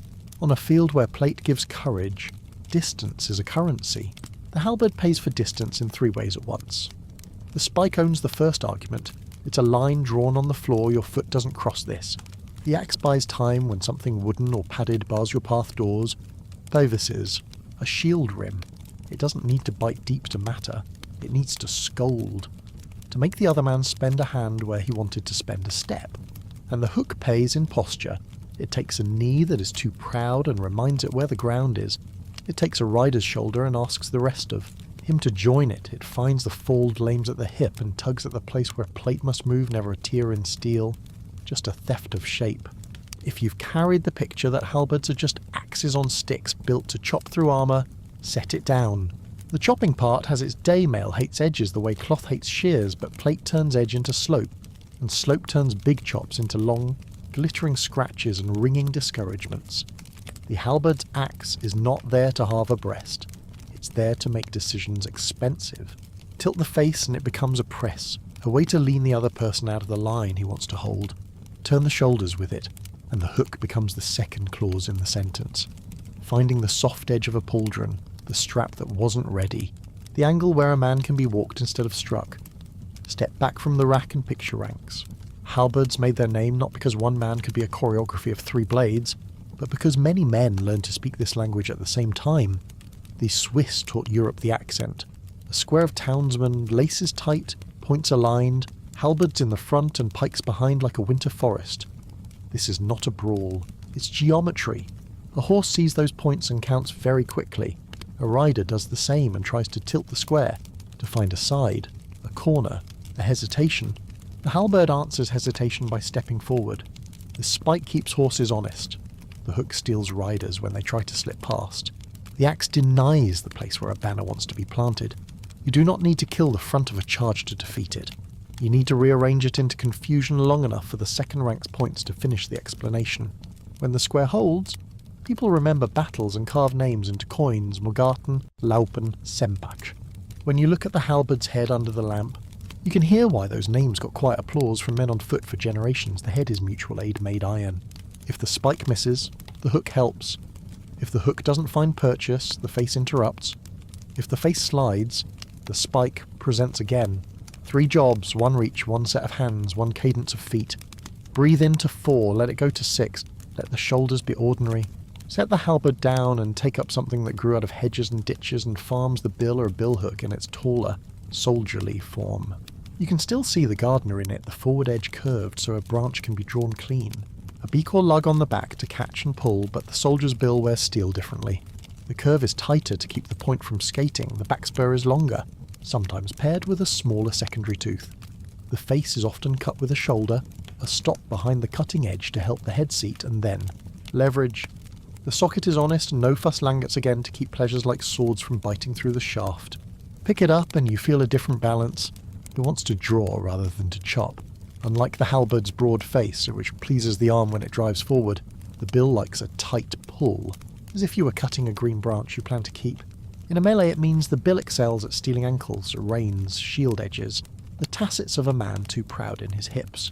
When you hear about English billmen, picture not villagers snatching tools in panic, but trained hands using a blade that already knew how to catch. In the Wars of the Roses, in the Italian Wars, and on the northern borders where the air tasted of salt and peat, bills stood well because they were awarded discipline, the habit of small, repeatable moves where the head finds the same places again and again like a key ring finding the lock in the dark. One more step toward the wall, the guisarme. The word is a puzzle piece that never learns to sit perfectly. In some lists it means this exact hook with a spear point. In others it's a category where bills and hooks with points are cousins at the same table. In your hands, the guisarme feels like a choosier curve less blade for cutting, more reachy beak for catching at a distance with leverage. It often slims down to favour the pull and the trip over the chop.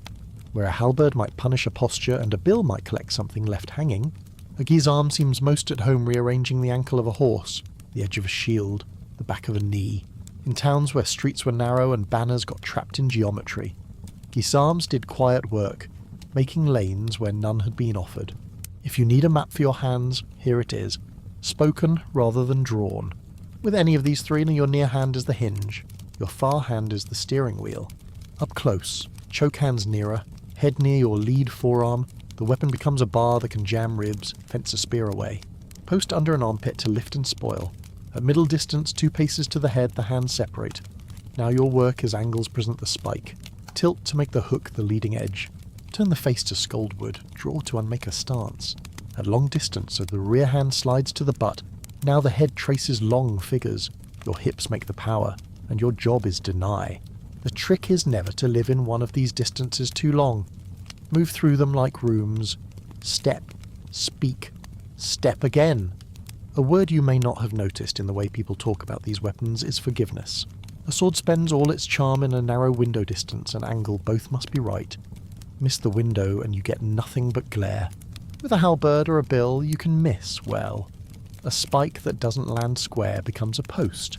A face that skitters becomes a press. A hook that doesn't bite becomes a guide that still changes the other person's line. Forgiveness is not laziness.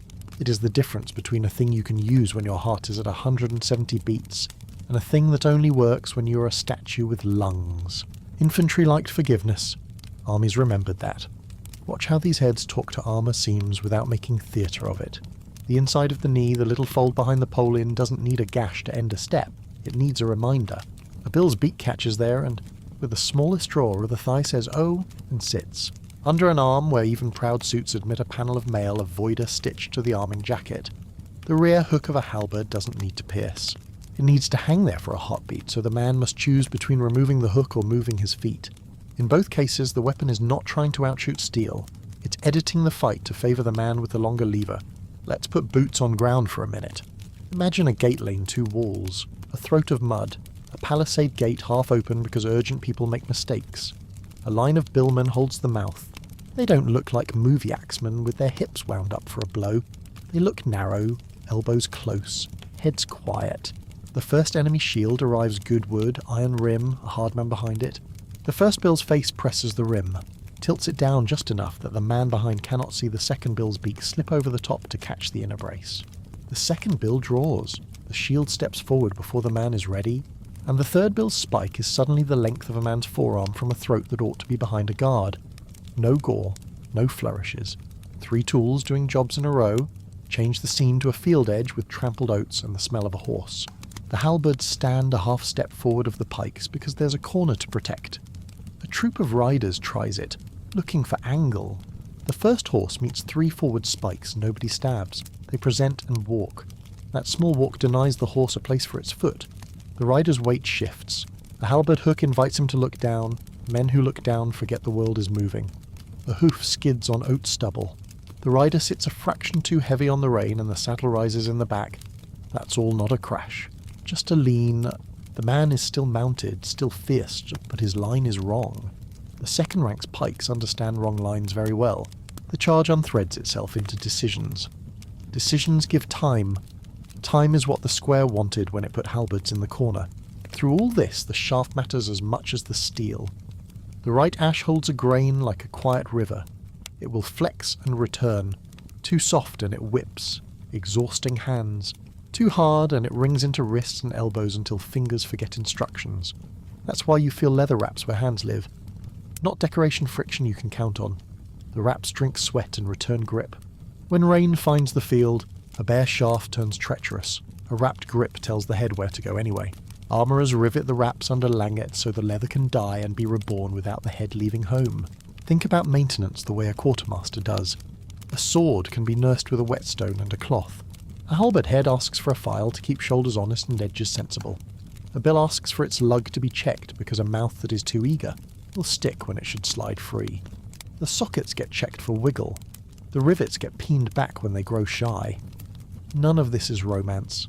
It's why companies that carried pole arms kept carrying them. They are systems with a spare parts drawer. If your ear still says the sword is the natural instrument of the knight, and that these long, busy heads are the province of peasants, hush it for a moment with a ledger. Horses and their harness cost like houses. A man in plate with a sword is a superb specialist, terrifying in the narrow rooms where his language rules. But armies do not live in narrow rooms all day. They live in lines and squares and lanes and ditches. In those places, reach and leverage buy more minutes for more men at a lower price. You can feel the economy in your hands when you hold a bill steel where it matters. Wood where wood works. Leather where hands insist. It is not a tool that asks the world to admire it. It asks the world to work. Breathe again, 4 and 6 out. Let a small yawn be an ordinary thing. We should speak of signals because formations are built as much from sound as from shape. A line of halberds does not act on passion. It acts on calls, a short drum slap present, a whistle tilt and walk. The head of the line watches the ground like a mason eyeing a level 1 rut, 1 divot, 1 tuft of heather. These are not scenery. They are verbs waiting to be conjugated. The call goes down the line. 10 halberd heads lean a few degrees in the same direction. Suddenly there is a slope the enemy must climb before, touching a man. While they climb, the hooks collect mistakes and the spikes finish the sentence. If you ever wondered how infantry beat horses without magic, this is the answer: synchronize small things. There's a story men tell about Flodden, where bills and pikes and mud had a long conversation. The ground mattered more than banners, and the head shapes that could draw rather than drive did quiet work at the edges of the fight. Whether or not you know the orders of battle by heart, the memory sitting in these heads is the same when footing fails. The long handle that can hook and guide keeps hands useful. No one needs poetry to stay on their feet. They need a tool that makes use of an opponent's weight. Set the bills back. You can hear the difference when iron touches the rack. Halberd heads settle with a soft confidence. Bills make a smaller sound. Compact. Like a pocket full of keys finding the right drawer. Beside them the gizzarms glint with a leaner intention, less blade, more reach. Before we dim the lamp, press your thumb along the rear edges. On many halberds and bills, the back of the hook is not sharp. It looks dangerous but the danger is leverage and direction, not slicing. A sharp rear edge would betray you sticking where it shouldn't, chewing wood you wanted to guide. The right edge slides until the moment of work and then holds only as long as needed. You release by reversing the half-turn that placed it. To the hands. This feels like fastening a buckle in the dark. You know by touch when it's seated. You know by the same touch when it's time to let go. One more scene, soft and measured to let the mind settle around the shapes. A town gate at evening, the light like old straw, a column returning from a day nobody will sing about. Halberds at shoulders. Bills held low so they don't tangle in lintels. The watch captain stops at a timber post and shows a younger man the cut marks practice. Hundreds of them. Shallow. Careful. At different heights. For the wrist, he says, almost apologising for the obvious. Then he taps the post with the back of the bill's hook and you hear the hollow inside. The post is rotten near the base. For the ear, he adds, because you can't always see what needs your attention. Sometimes you listen and the tool does the rest. It's a small truth, and a big one, these heads. In the right hands, extend your senses. They let you feel the weight you're not holding. They let you edit a fight without raising your voice. You may feel the old picture trying to stand again, the lone figure with a sword that resolves everything in one arc. Smile at it and let it sit down. The field learned something plainer. Armour made rooms narrow. Pole arms made rooms wide again. The wide room is where a group of ordinary men, breathing together and counting the same steps, turns iron and wood into a policy that is very hard to argue with. You keep the lamps small. The long heads rest where they are, edges oiled, wraps drying, hafts leaning at the same angle. In the corner, the different shapes wait shorter, stubbier iron pressed onto wood like a fist with a nail in it, and beside it a fork that looks as if it belongs in a stable until the springs behind its teeth give the truth away. They don't promise to cut. They promise to decide what happens to someone valuable once he is no longer quite where he planned to be. Your fingers find the fist first. The wood is thicker, the balance top-heavy without apology. Turn it in your hands and the head is very simple, an iron ferrule swaddling the end of the shaft. And from that ferrule a square or pyramidal spike rises, short and blunt honest. Not the needle of a pike, but the nail of a door you can trust. Below the ferrule, iron bands 2, sometimes 3 hug the grain to stop it from flowering when force runs down the spike into the wood. No chain. No flanges. No theatre. A club with a certainty at its crown. People argue about the name they gave it Godendag. Some hear a greeting said through teeth good day, as in good night to a charging horse. Others fold it back toward Old Dutch and hear good dag, good cudgel. The thing itself doesn't mind the language. It was made in towns where the guild bell could fill a square in minutes, where crossbowmen leaned from shutters and militia walked in shoes built for cobbles, not cavalry sand. In Flanders, Bruges, Ghent, Ypres the wood came straight from the canals, the iron from workshops that also made nails, hinges, cart tyres. The day the bell rang for arms. Nothing in this shape was exotic to the hand. Set the butt on the floor and feel how it wants to plant. This is a weapon that pretends to be a post, first a post, then a punctuation, and only after that a club. In the narrow justice of a town gate lane, with walls on your left and right and a timber throat ahead of you, the Godendag asks for 3 things, only a stance that won't slide, the eye that can read a shoulder, and the patience to let weight arrive. The spike doesn't need to drill. It needs to meet something moving too fast to argue chest or shoulder of the horse, the knee of a man, the leather of a shield, and then pour that meeting into the wood and the ground seam without splintering. After the meeting, just the club is suddenly present, the iron-banded neck bringing honesty to the next decision step. Shove or strike. You may have held an image that this thing was a peasant's panic in wood and iron. Hold it a moment longer and watch it change. The proportion of shaft to spike is chosen not sloppy. Too long and it becomes a spear without the spear's grace. Too short and it becomes a hammer without the hammer's purpose. The spike is square because square cuts ask wood to brace without splitting like wedges will. The ferrule is thick because repetition was expected one horse, then another, then a shield rim that didn't learn from the horse. The bands below the ferrule aren't ornament.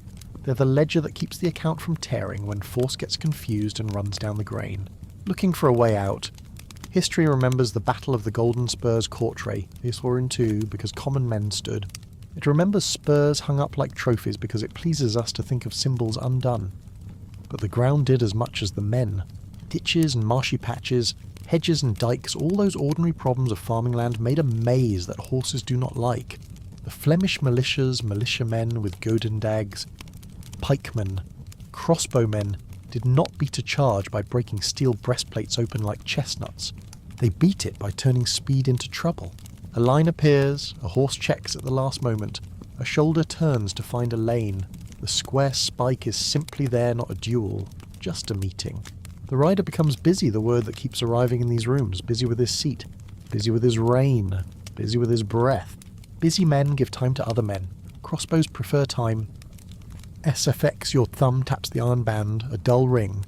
The wood answers with a small, steady thud.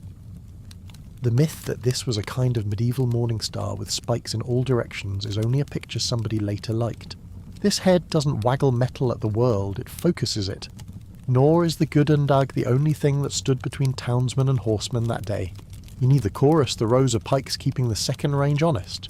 The bolt from a window that arrives at the wrong time for the right man. The mud under a hoof that gets the last vote. The fist and nail belongs where lanes and corners exist. In the square, it's a friend to long poles. In an alley, it's a law. Turn it so the ferrule kisses the floor. Remember that someone had to make that kiss last more than an evening. In the shop, the smith seated the spike into the ferrule with a shoulder on the tang to stop the spike from creeping deeper, the seasons of use crushed. The wood. Rivets were peened so their heads collapsed into their own cups. The bands were set to overlap just enough that a crack starting in bad times would meet iron and think again. The wrap at the bottom of the shaft, if one is there at all, isn't fancy. It's so hands that have found sweat and rain will still get their say in the next hour. None of this changes a banner's colour. All of it decides who still has a hand on someone else's shoulder after the shouting. If you want a picture that fits in your palm, use this one, the Godendag, as a threshold. It doesn't ask to own the field. It asks to decide what crosses. In a time and place where money flowed through narrow places, bridges, toll lanes, market gates a threshold with an iron nail at its top is a policy as much as a weapon. Set it back. The head tilts a little, like a person who doesn't mind a knight leaning against a door jamb. Beside it, the fork waits the one that wished to be mistaken for a stable tool until the springs betrayed it. Lift it, and it's not heavy the way a halberd is heavy. The weight is behind the teeth, not at their tips, because the point isn't to punch. The point is to enclose. The man-catcher is what most people call it now, though towns gave it nicknames that made more local sense. The head is a U or a C, prongs shaped into a wide collar with shoulders that turn inward. The outside of the collar is sometimes padded with leather or wrap to keep iron from biting what it ought only to hold. Running down the neck of the head is a short sleeve that slides on the haft. Shackled to that sleeve is the closing bar, a half moon that can swing in to close the throat of the fork. The closing isn't dramatic, it's a soft stop and then a spring or latch says enough and holds the distance you chose. Some heads carry a push plate, a little tongue that lets the man behind the pole push the whole collar forward without choosing a bite. Others show spikes small and impolite on the outer business of the collar, as much for someone else's hands as for the man in the loop. There is a right way to use this thing and a wrong way. The wrong way is what pictures love a neck caught like a rabbit in a wire. The right way is shoulders the edge of a cuirass, the arm above an elbow, a thigh if you must, but not a throat unless desperation is king. Remember the economy behind all these rooms. Men of value are worth more alive. Ransom is a system. Parole is a system. Hostage is a policy. A device that decides someone's motion without ruining him is a treasury instrument dressed like farm iron. Picture a gatehouse with a murder hole in its ceiling and barred windows looking out over the approach. The defenders have crossbows. Yes, and stones. And boiling water if we must be old-fashioned about it. But what the window man wants most is control a way to turn one climbing man into one immovable problem. The man-catcher's collar slides out through the bars, the closing bar already cocked. The iron rests on a shoulder. The man looks up, frowns at the feel of a thing not hammered, and in that frown the spring drops the bar, not choking. Pinning between collar and stone, between gravity and a volunteer shift of weight, the man on the pole understands. The climber is suddenly all elbows and opinions, and the men below him must decide between help and height. Or picture palace guards where the policy is not to bleed in the hall. The man in silk who forgot whose corridor this is gets a half circle around his upper arms from behind. The pole pushes backward and upward in the same motion. The chest empties of confidence. The feet walk where the pole asks without bruised scandal. One man holds, the other takes the wrists. In a quiet town with a gallows, the man-catcher is a last resort. In a loud town with envoys, it is everyday manners. On a field still when men in plate still cost like houses and their names opened purses.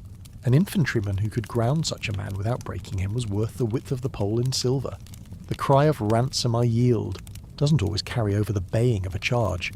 Hands get confused. Swords have very simple answers to complicated math.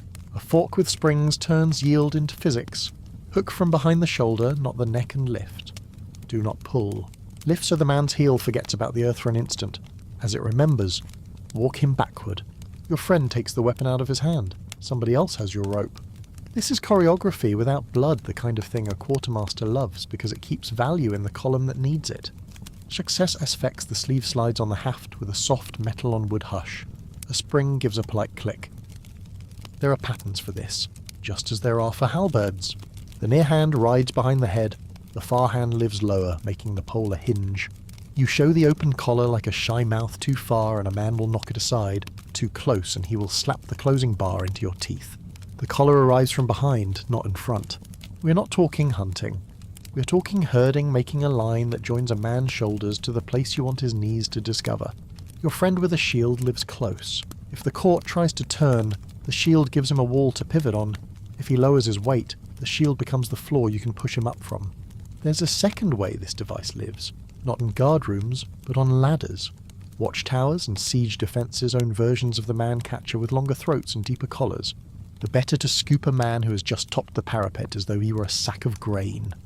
Again, not to strangle, to return. A hook grabs a belt or the back of a hauberk. The catch closes. The man's weight answers the pole and the parapet together. He goes where gravity and habit ask him to go. The men behind him think about ladders differently for the rest of the day.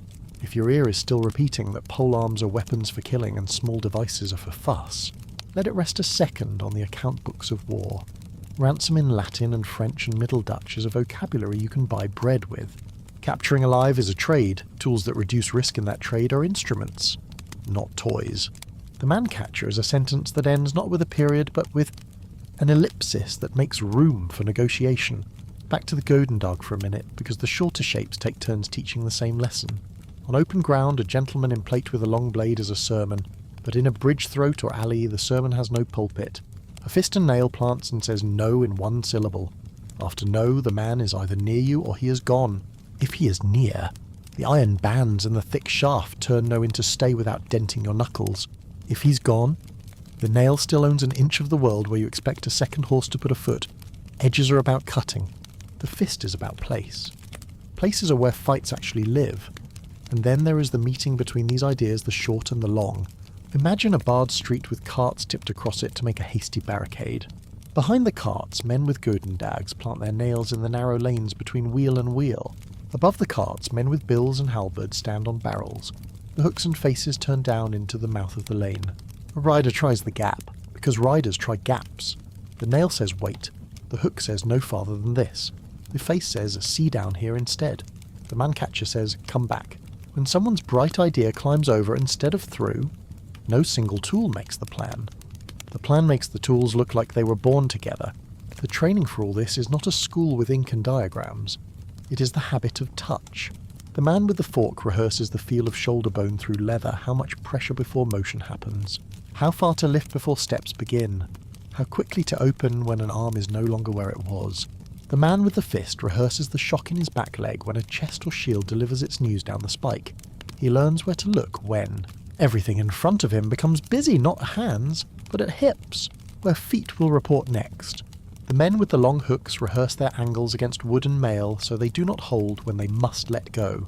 All of it is small and repeatable and mostly unseen by people who like fights as pictures. There are noises to learn. The click of a spring closing a man-catcher is no louder than a coin in a small ceramic dish. The kiss of a ferrule on stone is a soft kiss when the hand is sure. A bang means somebody forgot to keep his elbows close. The ring of a square spike on iron can be catty. You aim for meeting leather and wood and posture, not for clang. Sound tells the line whether it is working. A room where men are busy with the right kinds of decisions is not loud. It is saturated breath, foot scuff. The little talk that leather makes with leather. When people later tell stories, they polish outcomes and names. They do not talk about wrapping a man with a fork so that a rope could finish the sentence. They don't mention the way a band below a ferule stopped a crack from travelling, which is the difference between being armed at the 3rd hour and unarmed at the 4th. They don't remember the practice post in the guard room, a timber chewed shallow by thousands of seats and releases all the way everyone learned to. Double check the latch by touch, not by eyes, because fatigue likes tricks. But those are the places where fights decide to be won without needing to look like songs. If you're still quietly holding a picture of a sword that ends things with a clean arc, smile at it and slip it into your pocket as a keepsake. There are rooms for that arc. There are more rooms for policy. The shorter shapes the fist with a nail. The fork with springs are policy you can carry. They do not promise glamour. They promise leverage in places where leverage costs less than blood. SFX, you set the man-catcher's head back against the wall. The closing bar lifts and rests with a soft shape of metal. The spring keeps its manners. Think for a minute about logistics, because these tools were built to live many days. The Godendag eats wood, not cleverness.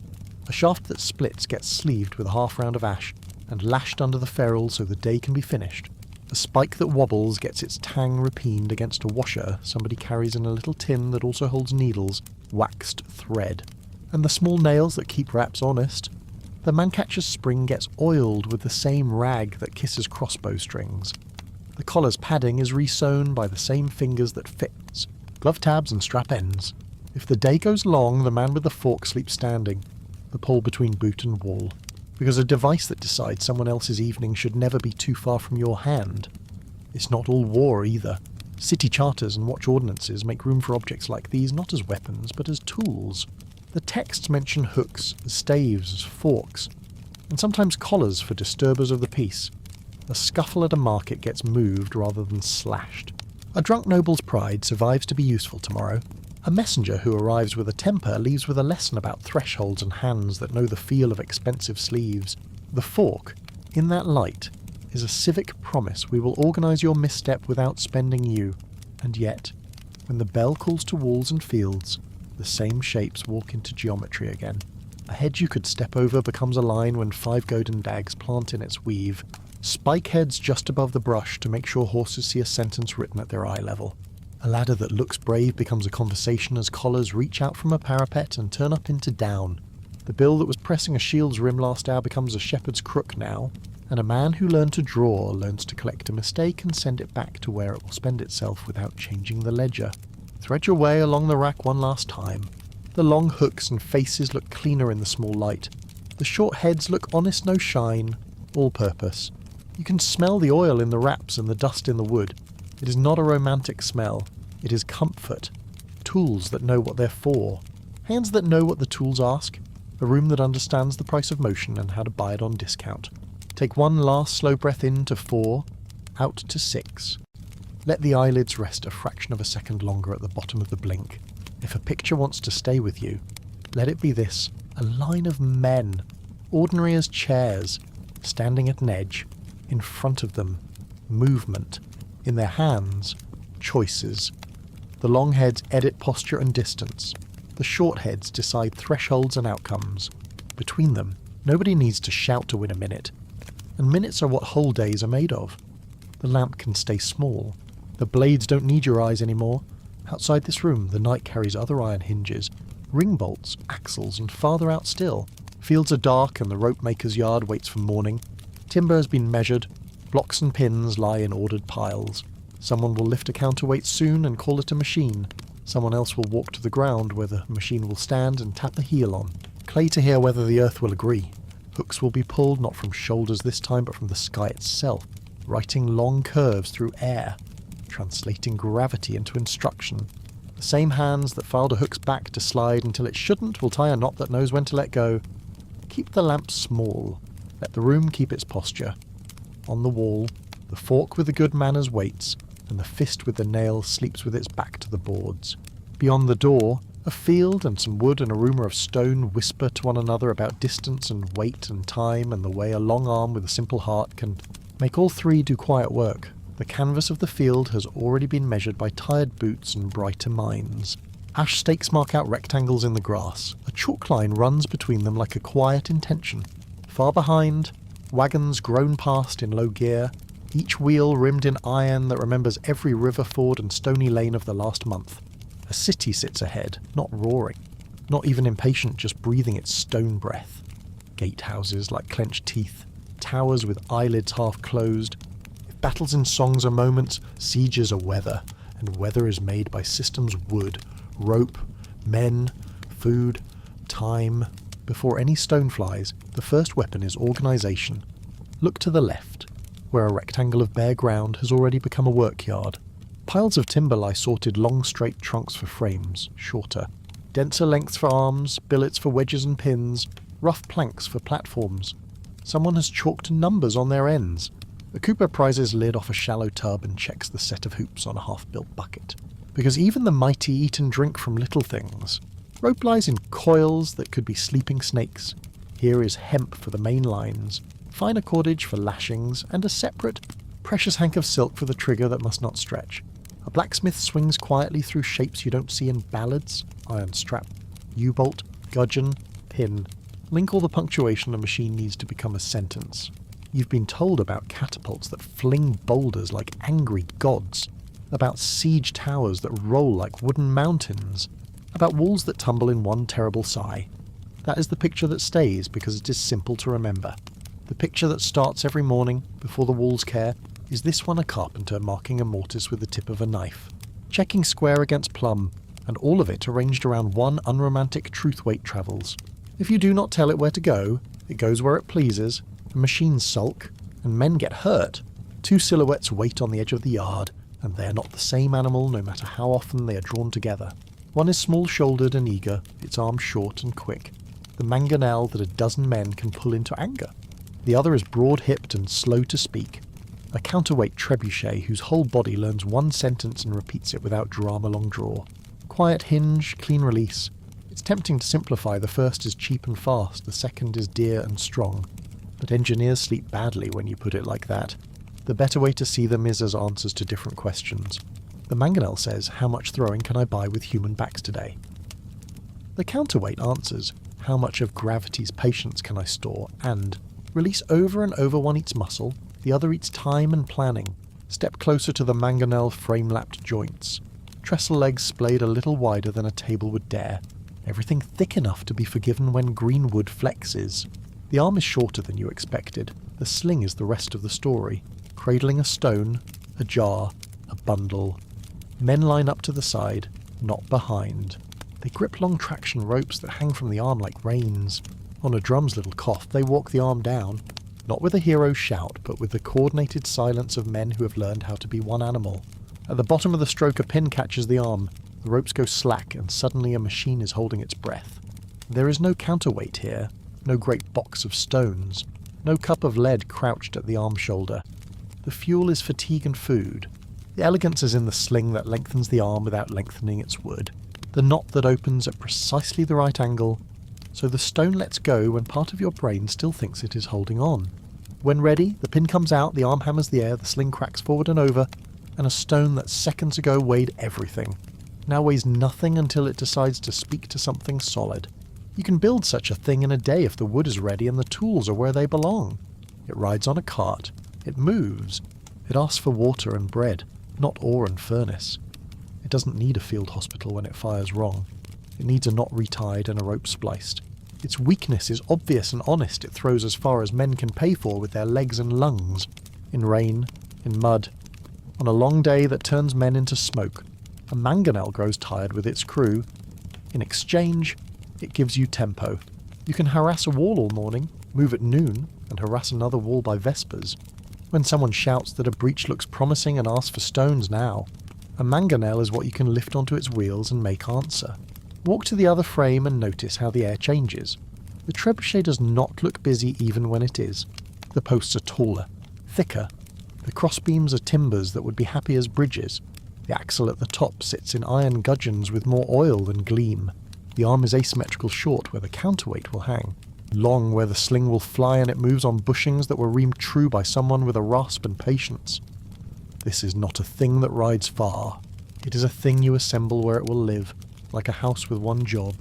At the short end hangs an idea turned heavy, a box you fill with stone, a skin you fill with sand, a frame that accepts a calculated weight.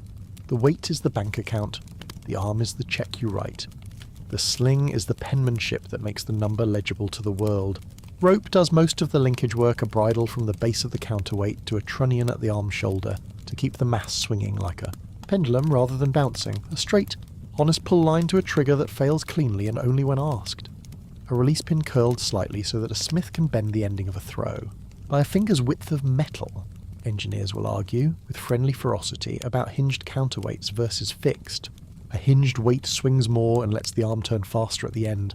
A fixed one drags the arm more obediently and makes the timing predictable. In a week when powder has not yet changed the conversation, men can talk all afternoon about arm length, about sling length being half the arm or longer, about release angles and projectile shapes. But on the ground, today, the value is simpler. A counterweight does not get tired. It throws the same in the first hour and the sixth if you keep its pins clean and its ropes honest. There is a polite cruelty in the way a trebuchet uses gravity. Men become rope, they haul the long tail of the sling back down the track, they seat the stone in the leather cradle, they cock the release, then they step aside. What happens next is a conversation between wood, iron, and the planet. The counterweight drops, the arm rises, the sling uncoils, and then this is the part that never stops being beautiful, it overtakes the arm. The leather cradle peeling off the release pin at an angle your best boy can adjust a finger at a time. The stone writes a long comma in the sky. Everybody watches with their mouths a little open, even if they've seen it 10 times that day. People think accuracy belongs to the archer and musket man, not to a machine that throws by swing. But accuracy is a word with scales. A trebuchet is not a knife. It is consistent. If the frame stays square and the ground stays firm and the wind minds its own business, the fifth stone will go where the first did within the width of a small house, for a wall. That distinction is meaningful. Stone is patient. A dozen hits in 2 days will do what one romantic shot in a song never can. Stones already in a wall will argue with each other. Mortar that once held will rethink. Cracks that were hair will become hands. Water will go where it shouldn't. The wall stops being a monolith and starts behaving like a field of stones held together by habit, and habit can be changed.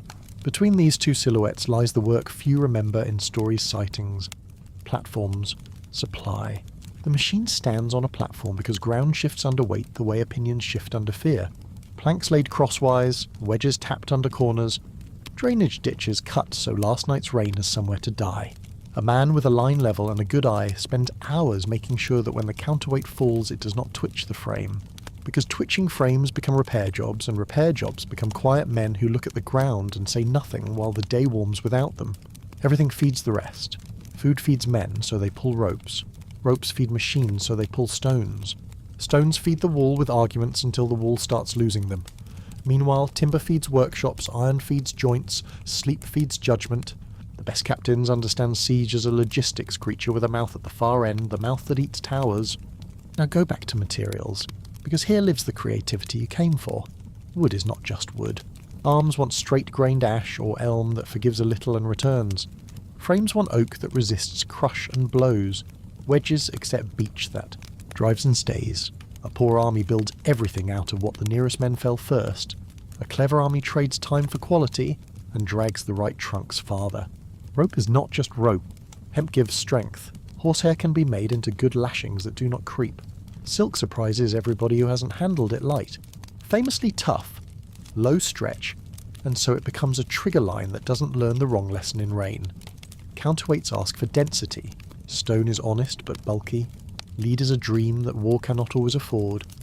Wet sand is the army's compromise, pourable into a skin. Drainable if weight must be changed in a hurry when an arm or sling has been altered. Pins want to be good iron, peened bare and smooth. Bushings can survive if someone wiped them at noon. Grease wants to be where it can work, not where it can attract grit like a lie attracts attendance. The men who gather here have names you do not hear sung. Carpenter, Wright, Rigger, Wheelwright, Cooper, Ropemaker, Smith. Their hands all smell faintly of linseed and smoke and metal. An army that treats them as servants loses days. An army that treats them as weapons gains them. The things they do are small and irreplaceable. A release pin bent one finger more toward an open to correct for a headwind. A sling pocket cut shorter, by hand width because yesterday's throws sailed. A crossbeam shimmed because cold and wet made it talk. Commanders who understand this put their tents near wood and water. Commanders who don't shout at machines as if they could be bullied into physics. You are perhaps waiting for fire and fear and drama. they exist. But in a siege they are products of systems, not angry accidents. A breach is not one event, but permissions accumulating until a body of men can do something ordinary in a place that was meant to forbid it walk. Through. The mangonel speaks to the wall all day like rain on a roof until some tired section of parapet looks down to learn who is calling. The trebuchet speaks less often and with a deeper vowel. The wall listens because it was made to resist stones thrown by hand and by faith, not by engines that converted gravity into habit. And engineering doesn't sit still when the city sits heavy. Men with chalk and short tempers look at the yard and draw improvements. They add windlasses to pull the trebuchet's sling down when men's backs have better things to do. They build a little shed over the trigger so rain won't argue with silk. They test projectiles round stone, long stone, jars. Someone brings up a basket of pots stoppered with wax and asks the captain to think carefully. The captain nods and says nothing yet because you do not change the weather of a siege by one gust of wind. Not unless you mean to. The line between engineer and quartermaster blurs. If your stones are too soft, they shatter in the sling and embarrass your men with dust. If they're too hard to cut, your masons run out of breath shaping them, and your machine cries when a misshapen piece kicks the release. If your rope lies in the sun, it dries and becomes brittle. If you store it wet, it rots and betrays you at the pin. Someone decides every hour which fault is the kind you will pay for now, and which is the kind you will pay for later. The captain of engines, whatever his title runs to in this army, walks his yard at night with a lantern hooded to a slit. He touches things. He puts a warm palm on a bearing and says no more to a boy who has been generous with oil. He looks up the frame and sees by angle what simpler men would need to test. He hears the creak that says a wedge needs one more kiss from a mallet and the silence that says a pin is binding. His mouth almost never opens. His men learn that an engine is a choir if one voice insists on singing the wrong chord. You do not shout. You tune. At dawn, the two machines take turns saying good morning to the stones. The small quick arm writes its short black notes all along the parapet. You can see men on the wall shaking their heads at the persistence. Every so often someone makes the mistake of looking hard at the crew instead of the line of flight, and a bolt from a hedge answers his curiosity. That is another story with the same lesson systems. Then the bigger arm rouses itself like a bell that weighs what bells dream of. The first throws are low because the crew's hands remember yesterday's temperature and the air is a little thicker in the morning. They adjust the pin, the neck stones walk their way up to the right height until one of them gives a sound you feel in the bridge of your nose, and the wall does what you've been asking it to do since breakfast it learns. If the city answers with its own engines, ballistae that speak in bolts, mangonels of its own, your yard behaves like a hedgehog. Hurdles go up. Mantlets, wheeled curtains of wood creep to the edges. The trebuchet frame wears a shawl of rawhide in places where splinters would slow it. Someone counts reload times. Your quick engine fires 5 to their 2. Your heavy engine fires once to their 1, but with an argument that lasts. The arithmetic's never fair. It doesn't have to be. It has to be predictable enough that you can plan around it. There are failures. A pin snaps and a sling throws early, splashing a stone into harmless grass to the laughter of men who needed to laugh. A traction rope parts and a man behind it sits down hard and makes a face. His friend gives him water and the rope is spliced neatly in 3 minutes because that's a thing hands can do when they've seen it before. A trunnion binds and the arm shudders at the top of its arc. That one is not a laughing matter. The engine captain stops the work until the bearing is dressed and the arm told gently that its anger belongs along one line, not several. Machines, like men, are best at one job at a time. Somewhere beyond view, a cooper watches his own siege barrels for water, first bowls for grain, tubs for brine. A siege eats salt as surely as it eats wood. Meat without it turns into regret. Men without it cramp. A different worker keeps the lime pit covered. When stone chips fly from the wall and men return with scratches, lime will clean them. When mortar needs discouraging, lime in a jar will argue with it. None of this will trouble the songs. All of it keeps the weather of the siege blowing the same direction. You can, if you like, close your eyes and imagine a perfect shot of stone from the big arm that enters a tower about as wide as a kitchen, passes through a face of dressed limestone, and writes a door in it where there was none. Men on the wall will do the brave, ordinary things. They will carry baskets of earth. They will build a low repair of wicker and rubble behind the broken face. They will plant shields like shingles to catch the next day. You will answer with consistency. Somewhere a young man will write home and say nothing about engines and everything about waiting. Waiting is what engines make possible. Waiting at the right distance is a weapon. Now move your feet a little, away from the machines, toward the shadow of the wall itself. Feel how the ground changes drier here where water insists on running away from stone, then damp where someone diverted a stream to keep you honest. The air is cooler. The city is closer in a way you cannot see, but you can feel in the way your shoulders want to be narrower. The voices here are lower. Even jokes are told with the soft downward tilt of men who know that sound travels up mortar joints like gossip up a stairwell. At the base of the wall, a different sort of engineer bends and pats the ground as if testing a mattress. His hammer has a small head and a long neck, his shovel is short, his sleeves are rolled. He doesn't look at the parapet. He looks where the wall and the earth shake hands and asks where the hand is weakest. Behind him, 3 boys with baskets wait to be told where to put the first spoil. Behind them, a line of men hold tools that are 1 part miner, 1 part carpenter. They carry not only picks, but timber already cut to length. Their weapon is not the arc in the sky, it is a line in the ground. The siege keeps breathing the big arm, the quick arm, men arguing with cooking fires about smoke, but the next sentence is written lower. In the cool under the wall where sound is a felt thing and air is the first enemy, the engineer scratches a plan in dust with the nail of his thumb. The first trouble will be direction, the second will be support. The third will be what to do when the earth decides to remember its weight. He knows already what he is asking the ground to do. The ground has answers of its own, and some of them are not gentle. The boys with baskets lean forward a little, as if they could see under the first inch of turf. The hammer tests again. The wall says nothing. The earth gives a small polite cough where a root met stone a long time ago and forgot to tell anyone. The first slice of earth comes up quieter than you think. Soil sighs against the spade, a square of turf lays down on its side like a folded blanket. A moment later, the ground accepts a second cut, then a third, and those gentle bites join in a shallow trench that noses toward the place where stone and dirt clasp hands. Eyes don't look up here. If you look up at a wall while you're this close to it, your body wants to stand taller than is sensible. Everyone's gaze stays level on the line, on the grain of the soil, on the tiny language that dirt speaks when it changes mood. The man who drew the plan doesn't raise his voice. He taps his hammer, not to hear noise, but to feel the way it decays dull in clay. Quicker in gravel, strangely hollow near old root runs and rubble. A foot to either side. He sets the first timber set 2 uprights and a cap, the width of a man's shoulders, the height of a man who has remembered to bow his head. Nothing pretty. Ends roughly squared. Faces kept clean where they'll meet the next member. A crib takes shape earth held back by wood that flexes just enough and forgives the rest. They call it sapping when the cut is open to daylight and crawls forward under arrow shadow, protected by shields and gabions. They call it mining when the earth takes you in and teaches you how to move like a careful mole. The first hour is about hush. Picks are struck across the body, not down, so the blow ends in soil, not air. Iron gets wrapped where it can with cloth so the ring goes away.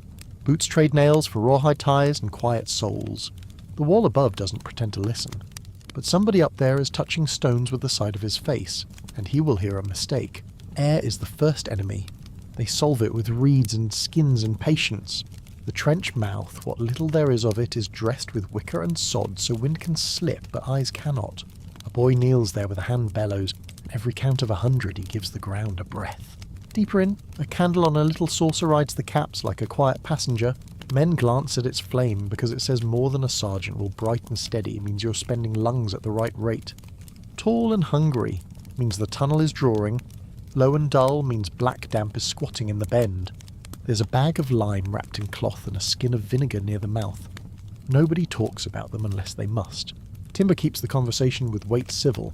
The men cut their sets tight post. Post, cap. Then a short lagging of planks along the sides where the earth wants to remember that it is a fluid with extremely slow manners. Now and again, the miner flicks the side of a post with his fingernail. He isn't playing, he's listening to the pitch.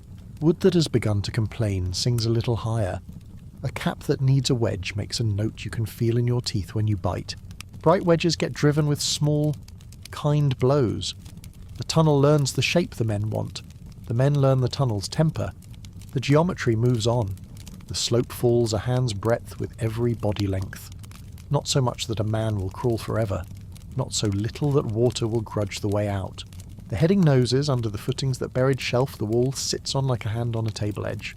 The pick's rhythm changes as stone becomes the neighbour of stone. Now rubble speaks in little collapses, mortar in powder. Dressed blocks in proud silence, here the work slows. A chamber must be made barely taller than a crouch, barely wider than a cart, but symmetrical enough that weight will forget where to go for one treacherous instant. You know the part that makes the illustrations the fire, but first the room must hold just long enough to matter. That means props, 4 or 6 or 8, depending on the engineer's appetite and the wall's age. New oak or elm driven tight under the roof of the chamber, each leaving a little lip for fire to bite. Gaps get stuffed with faggots and brush, not because you're feeding flames poetically, but because smoke and heat must fill every pocket to make the roof even in its surrender. Pitch if you have it, grease if you don't, dry wood if the week was kind, green wood only if you must insult the physics and make up the difference with time. Men carrying kindling in their shirts as if bringing babies through a storm. One wraps the trigger a twist of rag soaked in oil around the least awkward post. Hands pass back as soon as the lick of orange appears where it should, not where it shouldn't. Nobody runs. Running reads wrong in the footfalls and the earth hears wrong. The last man out pulls the wicker screen into place and lays himself flat and counts, not because he believes in numbers, but because the body does, if you're standing a safe distance beyond. You don't see the wall leap like a stage curtain. You see an exhale at the parapet dust rolling like a thought a city didn't want to have allowed. One stone shifts and calls another by its name. Mortar becomes a verb. The breach may not open in a single act, sometimes it sags and sulks for hours. And men above get brave with baskets of fastenings and wicker to hold the wound together. That is when patience matters more than stories. A mining captain will mark a place with his fingertip and say very softly, again. The second chamber takes less time than the first, because the wall has learned it can move. There is another chapter, the one that smells of bad air and salt fear that the tunnellers learn before swordsmen do. When you light an underground fire, the world answers with more than heat.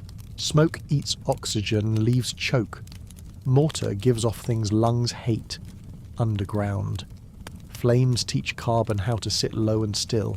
The candle tells you almost everything strong until it flicks, then long and thin as it begs for more, then a small round bead before it simply vanishes as if it had never been a flame at all. Men know to put their mouths near the floor, to lean toward the place where the reeds bring the little river of air, to wait until the ground remembers wind. Nobody is a hero here. Heroes are a cost centre. While this private work is being done under the curtain, the city listens and answers. Up on the parapet a man holds a drum not for music but for metrics. He sets it on the stone and lets his fingers rest on its skin. The wall's own voice beats through the drumhead when someone touches its base. Another pours wine or water into shallow cups and lays them along the walkway. Ripples are a grammar he can read in the dark. A third man, whose grandfather told him this trick, puts his ear to a lance shaft and the shaft to stone.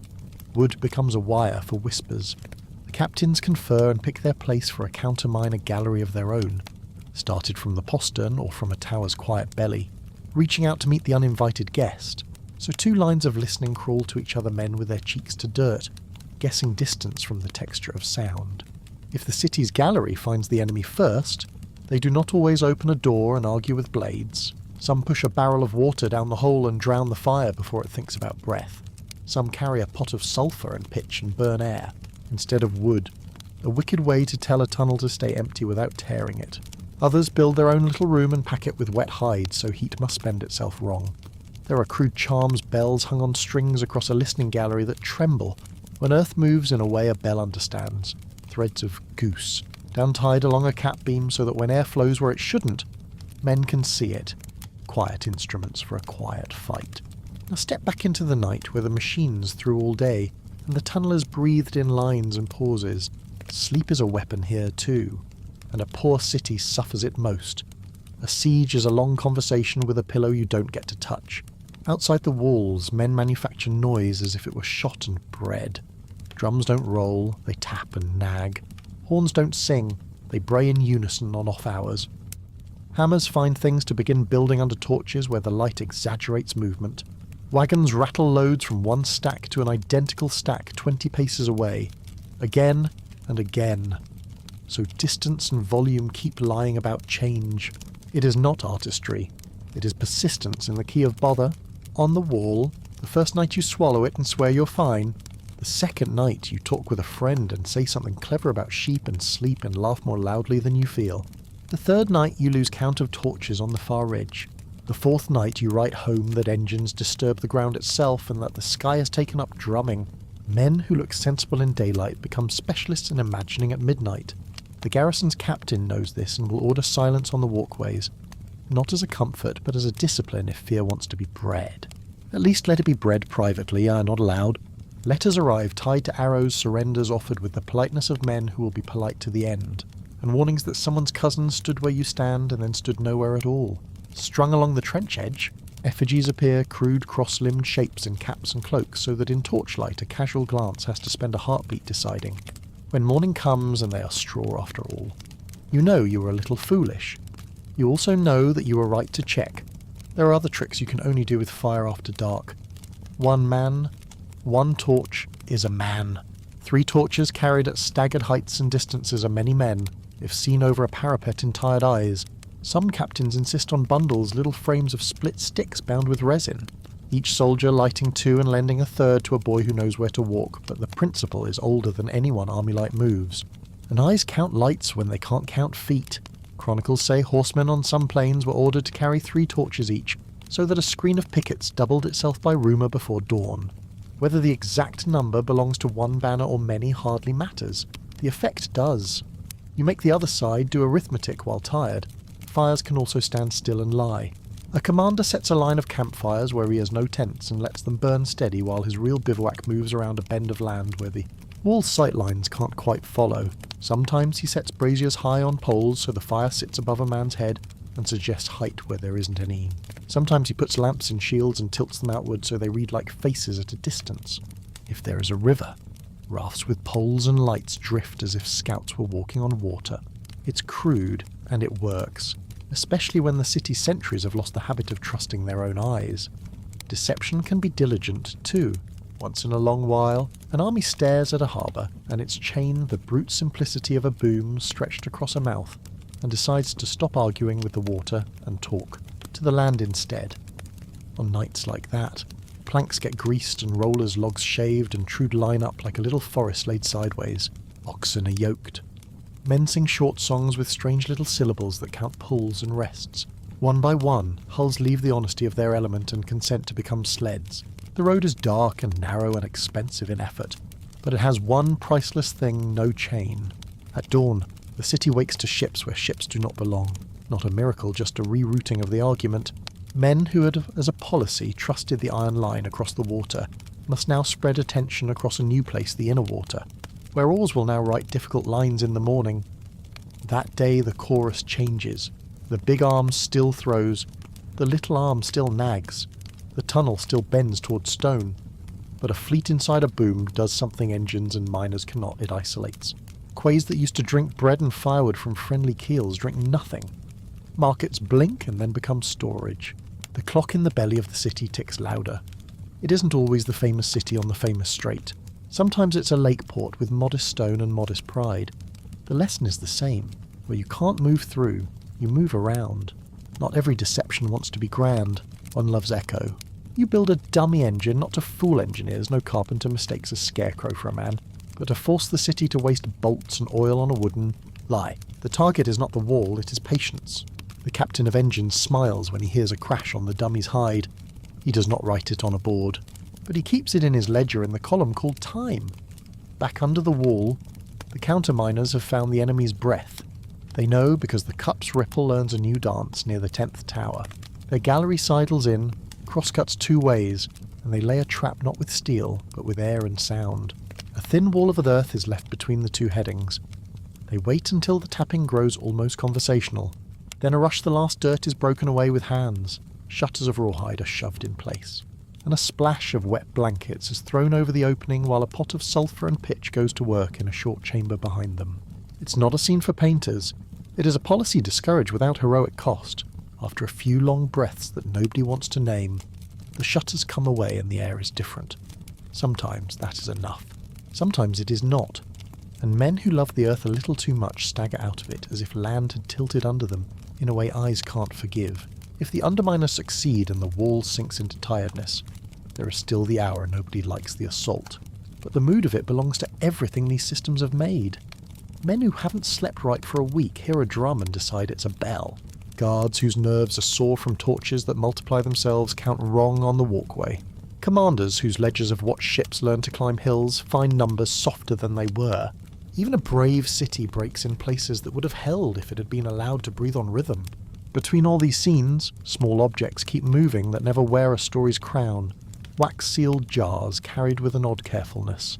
Letters that smell faintly of pitch. Baskets of pale stones selected not for size but for shape ovals that fly straight. Cubes that chew masonry. Crescents that tumble and scrape. You do not have to love any of it to understand what it is for.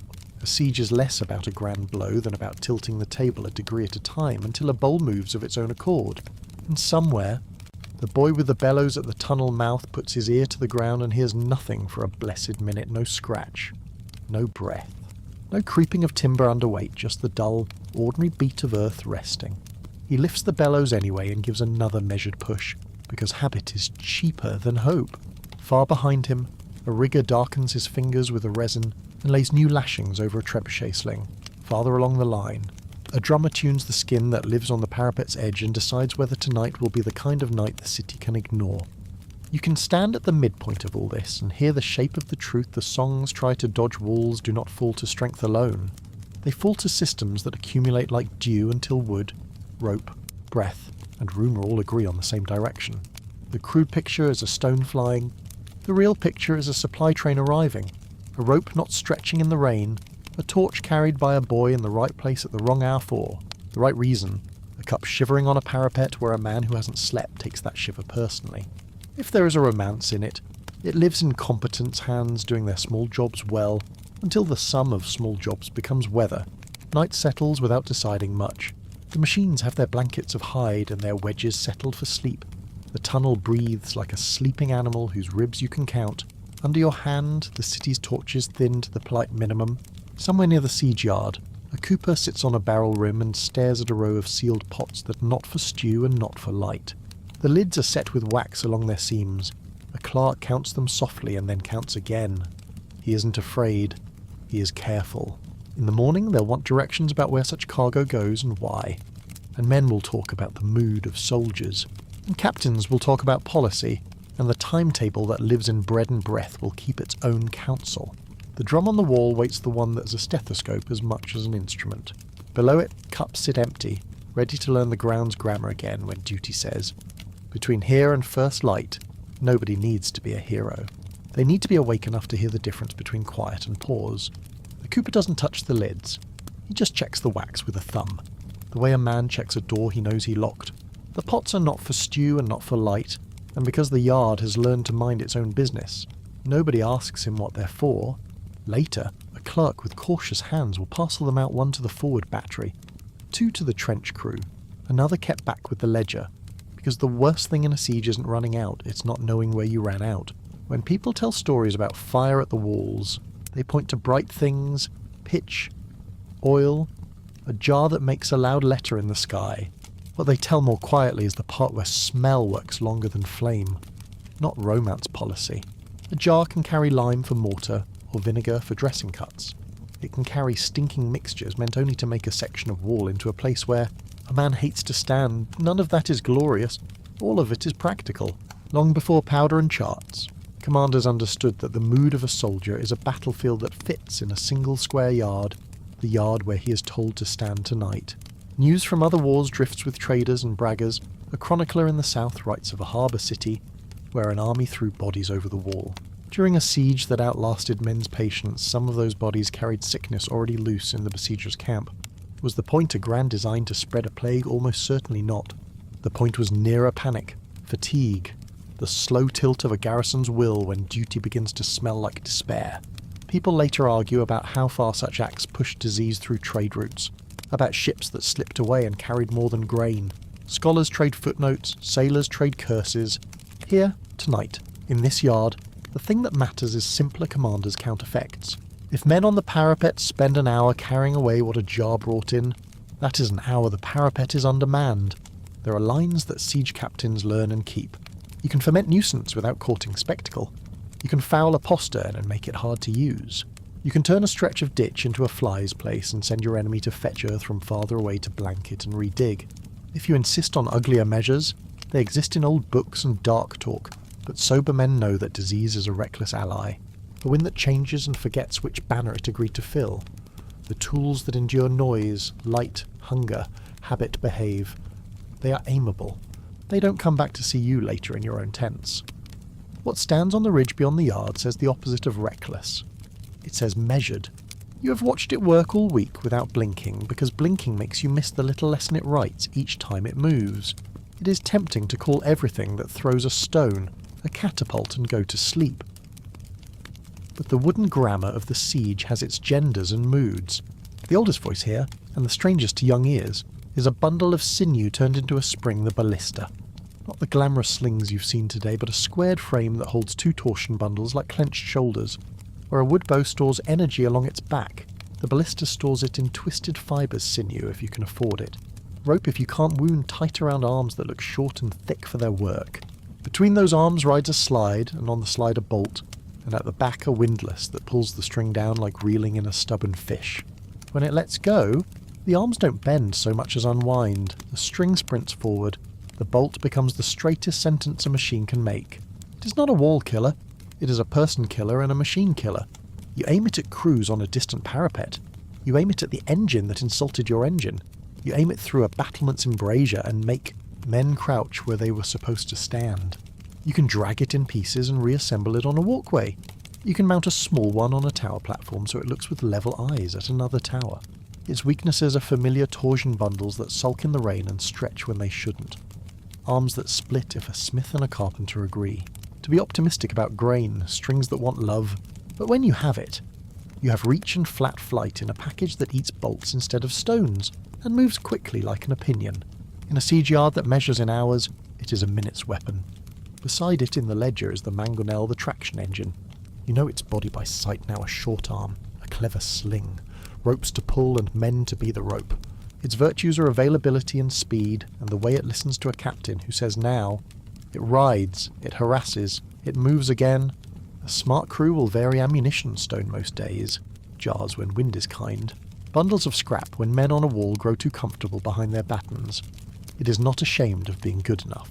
In a war of rhythm, being on the beat often matters more than singing the loudest note, and then the counterweight, the patient animal that throws fewer, truer, heavier things. You build it where it will live. You site it the way you'd site a mill for footing, for wind, for how the ground drains after rain so it will not settle wrong. You pay for it in timber and iron and time, and it pays you back by making gravity into habit. In the hush between throws, men in the city look at the track of its last stone and try to talk themselves out of what comes next. It is not merely a machine. It is a schedule that your side keeps and the other side learns to dread.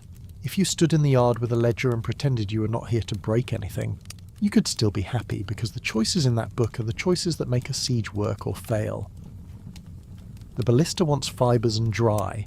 The mangonel wants backs and bread. The trebuchet wants trees and iron and a corner of earth to belong to. You move money through them, food, fuel, time, and they move influence back.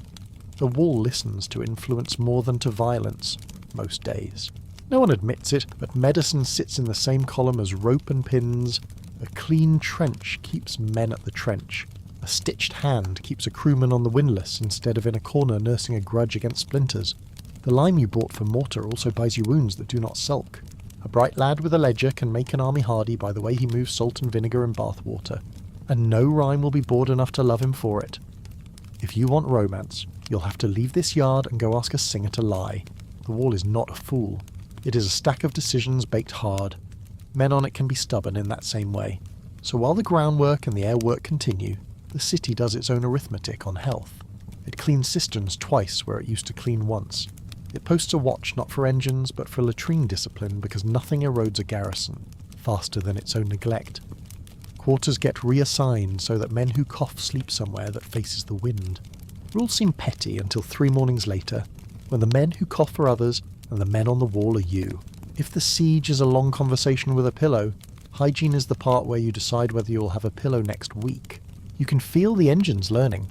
Crews shift the release pin on the big arm a finger's width, and stones step higher into the same slice of morning. The traction engine tries a set-up, different sling length and finds a mean it can repeat. The ballista team swaps a bolt head and watches the way a flat plate bites at distance. compared to a long leaf. This is what the myth always forgets. The day does not belong to strength, but to familiarity. A machine becomes a friend when it begins to reward tiny changes. Men are loyal to friends. Across the ditch, the city answers with its own choices. Where the wall swells from old repairs, they stack wicker and earth behind the skin to catch what the trebuchet means to push through. Where the stone has been argued loose, they beat plugs of green wood into the hurt and let the swell hold for a day. Where the parapet has learned to be shy, they cut new loopholes and tell the lads with crossbows to learn a new prow of view low, narrow, patient. A siege does not become virtuoso, it becomes competent.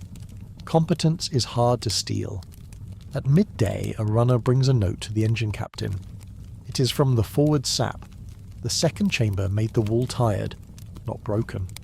Not fallen tired like a man who admits he is thirsty and then feels the thirst because he admitted it. The captain reads and looks at the ledger, and with that, every engine in the yard finds tempo. The ballista has a job keep that stretch of parapet uncurious. The traction engines have a job nag at the repair party until it becomes a rescue party. The counterweight has one sentence to write. 3 times before tea. Someone opens a crate and reveals the cooper's shy work, again more pots. Lids beaded with wax. They do not go to the big arm. They go to crews whose throws are many and whose aim is harassment, not surgery. The first lands short and makes only a complaint.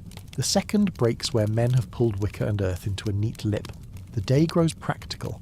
No heroics, just the slow persuasion of circumstances. A quarter-mile away, on the water, the ships that took the road yesterday light their braziers to boil thin soup for men who rowed all morning. Rowers eat standing because standing lets their backs keep the kind of length that carries a boat through slop. The city watches from the inner quay and finally counts correctly too many hulls inside the old protection. Not enough outside. The numbers that used to feel theoretical now feel like inventory. Inventory is where panic puts away its poetry and learns to add. Do not be tricked by the bustle. Nothing here is sudden. When a wall falls, every stone that moves that day was persuaded yesterday. When a garrison yields, every hand that signs the terms began to tire last week. Even cruelty noise and stink. The letters on arrows with their little cruelties of prose works not by spectacle, but by repetition. A man can laugh at a scarecrow once. He cannot laugh at an hour made of scarecrows, then another, and another, until his eyes start reading straw as faces from 2 nights ago.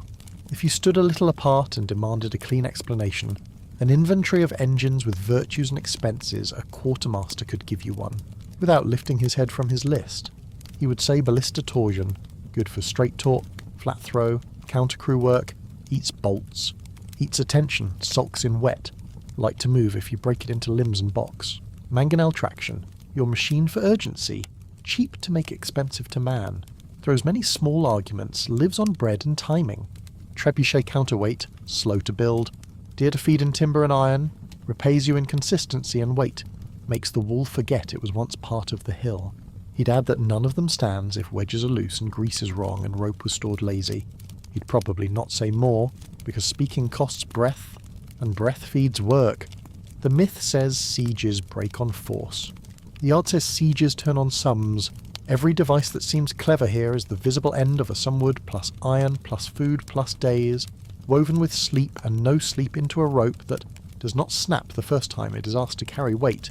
Even the tricks the torches multiplied, the fires set where no men sleep, the ships rolled over roads come down to men who can count without moving their lips, and who can carry without thinking themselves martyrs. The city has its sums, too. If it adds bread and quiet and trust correctly, it has more days to spend. If it miscounts, it begins to spend nights instead. And beneath everything, in the cool where the picks work sideways, the line in the ground continues. The engineer does not promise the next chamber will be the one that makes the wall remember it is heavy. He promises the opportunity to ask again. Above, the Big Arms crew rubs their hands with the ash to keep the skin. Not because ash is magic, but because it is there and dry and kinder than rope. The ballista team wraps their bundles in hide against a squall that hasn't come yet. The traction men practice a false haul so the city miscounts their readiness by a beat. None of it is dramatic in the way a song wants. All of it moves the needle a quarter degree and then a quarter more. By evening, the yard has the calm that follows a decision not yet spoken aloud. The trebuchet is settled for the day, wedges are walked and patted, its arm is pinned down like a sleeping limb. The ballista's string is slack. its windlass tied off so a curious child cannot hurt his wrist. The mangonels are pulled under their mantlets and look like oxen with heads bowed. Along the trench, men spoon food that is more honest than delicious, and sit with their backs to the dirt so their spines can practice uprightness for later. On the wall, the cups go down again, the drum listens. The ripples are smaller tonight, not gone. Just smaller, as if the earth and the wall have agreed to whisper. Torches outside multiply and break apart the way they always do. A veteran doesn't even lift a brow. He looks instead at the dark where he knows the engines sleep and imagines them the way a shepherd imagines weather. There is affection in it, and dread, and a little professional curiosity. He's too far away to hear it. But in the yard, a boy with careful hands touches a wax seal on a jar and checks it one last time. Not for drama, for habit. You could name this kind of night any number of ways, but men who have lived them just call it normal. Normal is where walls and engines do the same good work they did yesterday, and because of that sameness, tomorrow opens a little closer than it would have otherwise. The instruments of the siege, the bright ones and the quiet ones, the wooden ones and the human ones don't ask for applause, they ask for continuity. And continuity is the kind of violence that looks gentle until a door appears where none was. The cooper finally lets himself lie down. The clerk closes his book with a hand that doesn't quite leave the cover. The engine captain walks once more around the big frame and doesn't change anything, which is the highest compliment a frame can get. In the tunnel, a candle holds its shape without begging. Somewhere in the harbour, a rope creaks in a way that means wait, not trouble. And because this is a siege and not a story told to be clever, nothing resolves. Men sleep, men don't. The wall breathes out. The ground waits to be asked its next question. Backstage of innovation guilds, standardization supply chains. The night that belongs to engines gives way to a morning that belongs to ledgers. The first light does not fall on spearheads or slings, it falls on a page. A thumb grays with graphite where it rests, the way a smith's palm grays with scale. Somewhere a bell marks the hour because that is what bells do, and the city obeys without looking up. If battles are the noisy ends of ropes, guild halls are the quiet ends. The door opens on a room with beams darkened by breath and smoke and years of decisions. At the table sits a clerk who is not a soldier, and yet you could argue he marches more miles in a month than a troop does in a year back and forth across measurements. There are objects here that are not weapons, but are the reason weapons can exist: pattern plates, go-no-go gauges, calipers scuffed shiny at the jaws, little weights with honest bellies that tell truth to scales grown lazy. There is a rod on pegs the city's foot, the city's span, the city's palm against which all other feet and spans and palms must confess themselves. The guild is not a myth of secret handshakes so much as a habit of common shapes. A master signs for a batch of rivets, and the rivets must be exactly what the next man expects when he asks for a rivet by that name.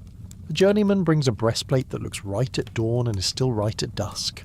Not because he is inspired all day, but because his shop's templates are indifferent to mood. Apprentices take turns at the sweep and the slack tub and the bellows, not as punishments but as introductions. There is no such thing as a part of the shop that is unimportant if that part can, in its boredom, ruin a measure. You will hear it said that creative weapons arrive the way comets do rare. Brilliant, owed to a single name. The table says otherwise. The table says innovation happens where a drawing meets a rule. On the board against the wall is a chalk outline of a lame free-falled. The curve is not invented anew today. It is copied with care from the guild's pattern, which was copied from a pattern that outlived its owner, which in turn was fixed after a winter campaign taught the city that a certain angle snagged where it should have glided. What the guild calls standard is not dullness. It is memory preserved in wood and iron. The ranks are blunt and understood.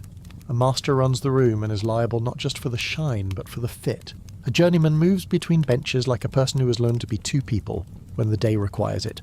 One who makes, one who checks. An apprentice is not a promise so much as a question. Can you keep a measure when you are tired? Can you take a rivet to finish with the same hand? That swept the floor, the Guildhall is a school where the exams are things men will wear into places where failing a test costs more than pride. There is a book with marks that look like signatures without names. These are stamps, not the romance of a crest on a shield, but the small honest punch on a strap end, a blade. A buckle tongue the mark that says who did this part and when and with what authority.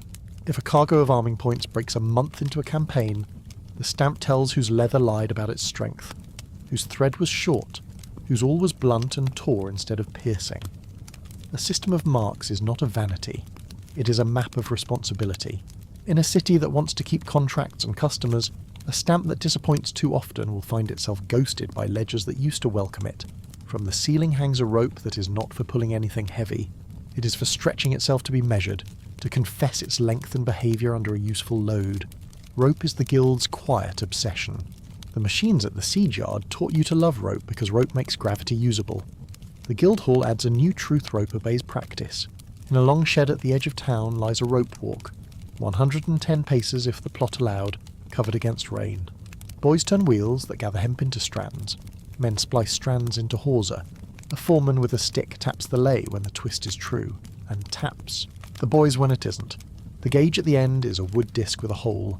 If the finished line will not pass, it is fat from vanity and must be flogged thinner with patience. If it falls through, it has been starved and will betray you when the arm swings and asks for its quota. Across the alley, the leathermen have their own tests. A strip is cut and soaked and tied and dried, then folded around a cold iron bar and left, then snapped, then folded again around a bar that was warm when they began and is cool now. They are not trying to prove a point. They are trying to remove surprises. A broken arming point is not merely an inconvenience. It is an invitation to injury. The guild keeps a barrel of failures to show the new hands what wrong leather feels like under a knife. Memory again, but tactile, not written. There is a rhythm to how standards are born. A customer, the city, a lord, a captain of a mercenary company asks for 50 helmets. 3 sizes. The guild looks with 2 pairs of eyes, one on the pattern set, one on the calendar. What can be done by All Saints if the charcoal wagon is late? What can be done by St. John's if the river runs low and barges scratch their bellies? It is not cynicism to ask. It is honesty in service of delivery. Once, 50 helmets would be 50 guesses. Now, with patterns and gauges, 50 helmets are one design multiplied. Small variations fitted to heads using liners that themselves are standardized. The men who will wear the helmets do not need to know any of this. They will know only that the strap hole aligns with the buckle and that the visor pin finds its mate without looking. That feeling things agreeing with each other is the signature you should look for if you want to spot a good guild's work. A boy sets a box on the table and lifts a lid. Inside lie rivets sorted by shank and head and material. The clerk weighs them because steel has a way of lying when cut too thin, and because counting by pouring is quicker than counting by voice. It is the smallest illustration of the largest truth the guild's power is not that it knows secrets, it is that it knows how to repeat. The rules are not only inward. The guild speaks to other guilds and to other cities in a language of tolerances. A bolt made this week must run in a nut cut last year by a shop 2 streets over. A hinge plate made here must sit on a door hung by a carpenter who swears by standards set in the joiner's hall. Interchangeability is a long word for a simple courtesy if we all aim at the same middle. We will meet there. The benefit to war is obvious field repairs become possible with spares from any wagon. The benefit to peace is quieter. Poor men waste less time trimming what should have fit. On a shelf lies a book of ordinances written in hand that tried to be beautiful and settles for being legible. The words are blunt. How many years to serve as apprentice before you may call yourself journeyman? How many shillings to pay into the box each? Quarter, so that when you break a wrist, the shop can hire a boy to keep bellows going. How to price work during dearth. When food is dear and men short. Innovation hides in such clauses. When the Black Death passed like a cold that kills, the price of hands rose. The guild's answer was not to become stingy, it was to become clever. Jobs that could be done with less hand time were encouraged. Jobs that wasted skilled strikes were discouraged. An entire market turned to face a different sunplate, which needs heavy gatherings of skill at heat but less compounded link-by-link labour than mail, began to look not just noble but sensible. We tend to speak about this shift as if someone announced it. No one did. The guilds simply calculated it with their ankles, standing on shop floors, noticing that the men who used to sit to rivet rings for hours now stood more often at stakes, and stakes more often held curved plates than dangling. Shirts. A master with a sharp pencil saw that if you put 2 smart men on patterning, and 1 strong man on sledge and 4 steady men on tongs and tacks, you could turn out a harness that moved like a body and charged like an invoice that did not make a captain swear. It wasn't pity for labour that drove the transition, it was price. But price wears a thin coat of mercy when it means fewer tedious hours for the same protection. On the long bench by the window, a journeyman lays out lames like the scales of a fish he's teaching to swim on land. He checks overlap with a stick that has notches, each notch a promise to a spine. He punches holes with a kiss that sounds softer than it feels. He sets rivets from a ball that holds 3 sizes, though the ball pretends to be the same at every hour. This is the choreography that makes mobility, not the myth that plate is a statue. The guild does not laugh at the myth. It corrects it with joints that listen. On a low shelf sits a yard of failures. Not grotesqueries, no one here preserves their shame for entertainment, but honest mistakes taught into examples. A visor aperture cut a degree too high that taught someone why the crown of a man's skull needs more space when he looks down a little too often. A rear brace whose roll is handsome but catches a glove at the worst moment. A tacit whose scallop is pretty but invites a blade to sit and think. The hall keeps these because teaching is not theory. It is the act of putting a wrong thing in a right hand and letting the hand feel how wrongness behaves. When a customer orders work that wants thinking, the guild does its thinking in the open. Masters from neighbouring shops will stand in a rough semicircle and push the chalk around like men who have learned to disagree politely. They will argue for minutes about a line and then spend hours making sure no one misplaces a comma. The apprentices watch and learn what a conversation looks like when reputation is at stake, but friendship is not sacrificed. The city is not a family. It is something rarer, a place where strangers trust each other through rules. Trust is the mortar that lets the supply chain raise walls quickly. The armourers trust the charcoal burners to deliver fuel that burns clean and hot, not wet and moody. The charcoal men trust the woodmen to send billets from straight, slow-grown trees that turn into even heat. The woodmen trust the teamsters to keep loads covered in a sudden rain. The teamsters trust the wheelwrights to have made rims that won't sigh open on the 3rd pothole. The wheelwright trusts the blacksmith for tire iron that forgives a bad hammer day. Each of these is a guild or behaves like one, even out in the woods where there is no hall and the charter is a handshake. This is how a city moves forced to the edge of its map without ripping itself. There is, baked into all this, a steely practicality about inspection. A set of go-no-go rings sits in a wooden tray. They look like children of a game you don't remember the rules to.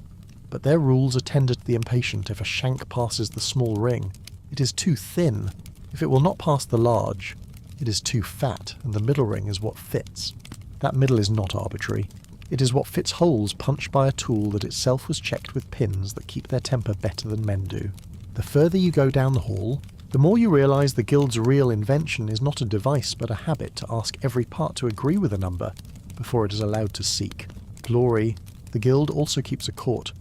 Not a court with wigs, a court with benches. A journeyman says a master shorted him on his piece rate. A shop across town claims a batch of mail rings was soft. Voices rise and then sit down. Witnesses speak. The stamps on the work tell their part. The weights and the rod speak in their own way. The elders render a verdict and the box pays or collects. This is not romance. It is the machinery that lets men work tomorrow with men they argued with today. Innovation does not survive in quarrel. It survives in continuity. The room across the lane is less formal and more dangerous the finishing shop where edges are given their manners. Here, stones sit in shallow tubs and oils wait in jars like good listeners. Here, apprentices learn that sharp is a spectrum and that the best edge for war is often the one that survives maintenance, not the one that dazzles a plum in a demonstration. The guild writes standards for this too. How many passes on a stone of a given grit, which oils and when. How to test an edge on a fingernail without making yourself into a cautionary tale. A weapon that cannot be kept is not a weapon. It is a story. The guild is in the business of tools, not stories. From the street comes the sound of wheels that aren't local. The iron ring against cobble tells a dialect the clerk knows without thinking. He moves to the window and sees wagons that do not belong to the city's own line. The siege yard's appetite has at last spoken directly to the market. When the engines are hungry, the Guildhall's day becomes longer by exactly the amount the men can bear. The master walks to the chalkboard and erases the smug curve of the fold pattern and draws boxes. He writes timber, charcoal, iron bar, leather, hemp, pitch, tar, tallow, linen in a column. Across from each he writes a quantity with room to change it. He assigns buyers because the shop's guilt is not in its iron, it is in its timing. He assigns credit because the Guildhall also acts as a bank metal in the box becomes promises that turn back into metal when a job is finished, and the city treasurer signs his name on the right line with the right pen. Outside, a carter shifts his shoulders and looks at the sky where a weather says not today for rain and maybe for wind. He has 3 stops on the riverfront: the charcoal quay, the timber slip, the rope walk. The rope walk foreman will scowl but fill, because orders that smell of siege have a way of jumping queues. The timberman will point to his stacks and ask if the buyer has brought a plank gauge, because a board that measures an inch at noon must still be an inch at supper. The charcoal shed will argue a little over bushels and then cave, because the guild box pays on time, and that is a kind of warmth no hearth gives. This, then, is the backstage. Not a single face shines brighter than the others. All of them are worklight. The myth of the lone genius, the one brilliant man with a dangerous toy, is a poem that leaves out every hand that sized the head of a rivet, so the toy could hold together longer than the poem does. The guilds have their pride, yes, and their faults. Yes, protectionism when fearful, stubbornness when a change steals their sleep.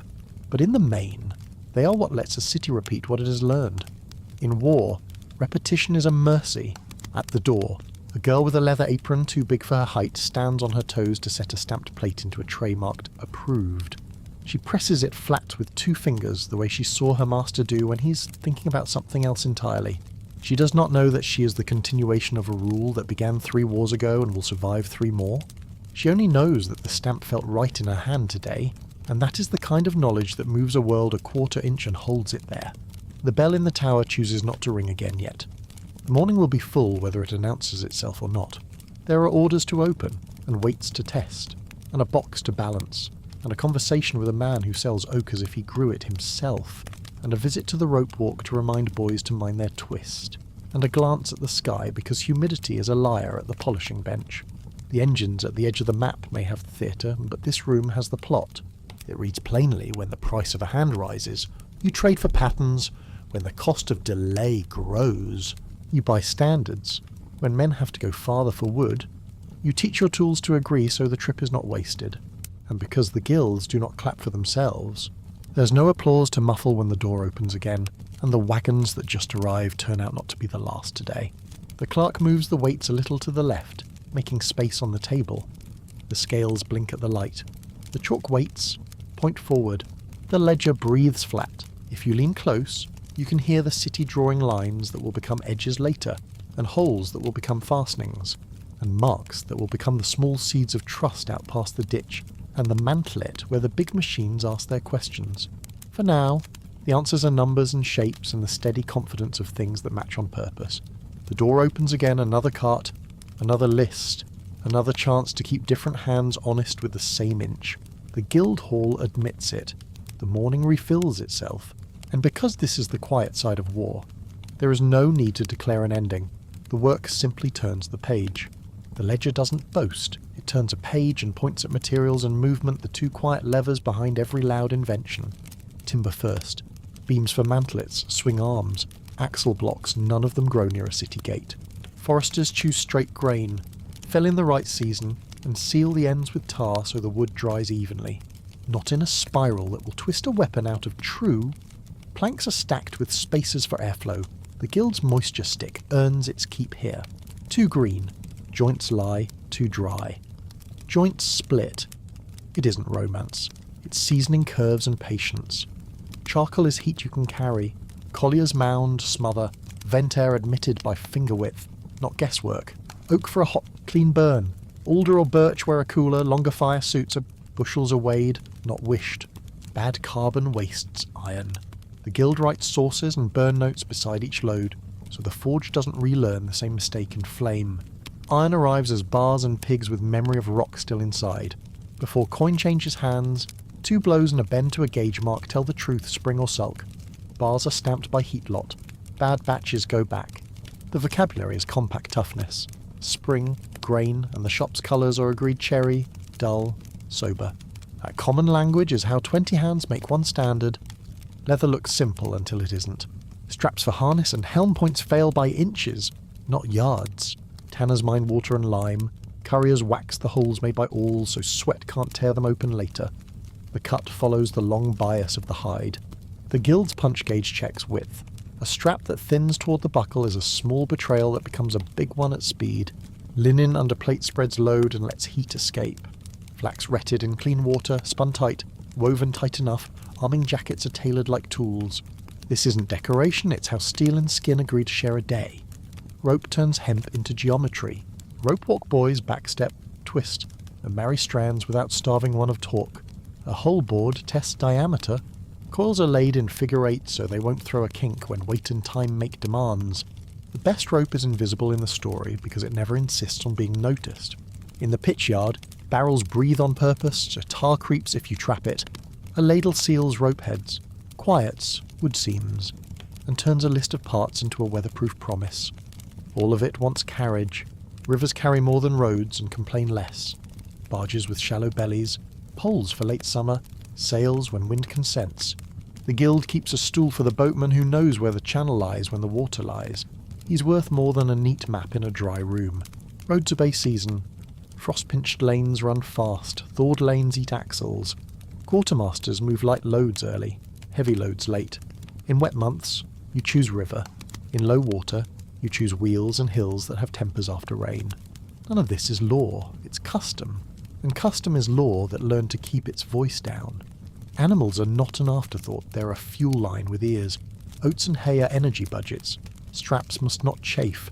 Stops to drink are scheduled because a lame horse is more expensive than any delay. Drivers paid for miles per mouthful think straighter than drivers paid for speed. Back in the yard, stacking is the first promise of order. Timbers stickered. Charcoal in tight barrels. Bars on cross pieces so the lower ones roll out without moving. A mountain. Leather in a cool loft. Rope where sun can't age it. Each stack is a sentence that begins, when called, this will behave. Credit is logistics with a face. Charcoal spikes before winter. The collier whispers. The rope walk confirms. The guild advances coin to the shop that shows numbers, not hopes. Reputation is collateral. Stamps on finished parts mean the same thing this maker keeps his word. You can push air and burn clean, or you can soak long and temper deep. Either way costs fuel. Thin plate hates graininess, rivet stock forgives it. Nothing mystical here, just notes in a greasy book and colours everyone reads the same way. Bellows are lungs. Men trade turns like a rhythm so heat stays steady and hands don't fail before metal does. When a wagon runs late, the shop doesn't idle, it slides to work that waits well-fitting, drilling, arming point lacing, pattern practice on scrap. Rumours from the river often beat proclamations by a week. The boy sent for hemp brings back both coil and story. Forecasting isn't prophecy, it's listening with a ledger in your lap. Rivers and roads argue year-round. Dry summer roads cheerful, river sulky. Wet spring river generous, roads cruel. Elasticity, not speed, is the virtue that gets engines built and bread still on tables. A rush order still stands in line behind reality. Masters will work late. They won't spend tomorrow's strength to buy today's applause. Early onces are on time always it isn't poetry. It's policy. The guild writes it down because policies that aren't written crack when shouted at. Small substitutions keep calendars honest ash for handles when oak runs thin. A different pitch blend when the last drum complains. Twine added to. The hemp column, sand beside iron because castings come due. None of this makes a song. All of it keeps songs from ending early. Bottlenecks usually have ordinary names, a ferry plank fails, a wheelwright is ill, a ford goes from ankle deep to temper deep. You don't grow a bridge overnight. You bring forward buckle, pins and spare cords. Send the cooper a note to widen the next hoop by a finger. Shuffle tasks so the crew sleeps tired in the right way. In a town that fights with math, sequence can be a weapon all by itself. Myth says weapons are made with fire and will. The quiet truth is timber dried to the right line. Charcoal burned to the right note. Iron bought honest. Leather cut on grain. Rope laid fair. Barrels sealed. Animals fed. Water read. Seasons obeyed. Coin advanced. Time defended. Fire is only the part you can see through a door. The rest is scheduling. The last cart of the day sounds like an honest load. No rattles. No drama. Signed. Stacked. Noted. The shop covers stones, folds oily rags away from flame, checks water buckets, labels spares pins, washers, lines pre-cut and tagged. A journeyman lays out shims so a visor will sit right on a brow that is not average. Looks like fiddling. It's how failures never get the chance to introduce themselves as disasters. The ledger closes on a scrap that stays tucked where a thumb was oilings due. Straps to check. Rivets to repeen after their first week. Ropes to reverse on their hooks so they forget last month's curl. A city that wants engines tomorrow writes intervals tonight. And in the quiet between those two sentences is where reliability learns to breathe ready for whatever cost and upkeep will ask next. The cost of strength changes faster than strength itself. After the Great Sickness, wages rose where hands survived, and the price of one more hour at the forge went from background hum to the first line of every order. That is how a sentry learns to prefer plate over mail, not because fashion wakes one morning and sighs for polish, but because links eat hours while plates eat heat. A single breast with the right curves rises from hammer and stake in an evening.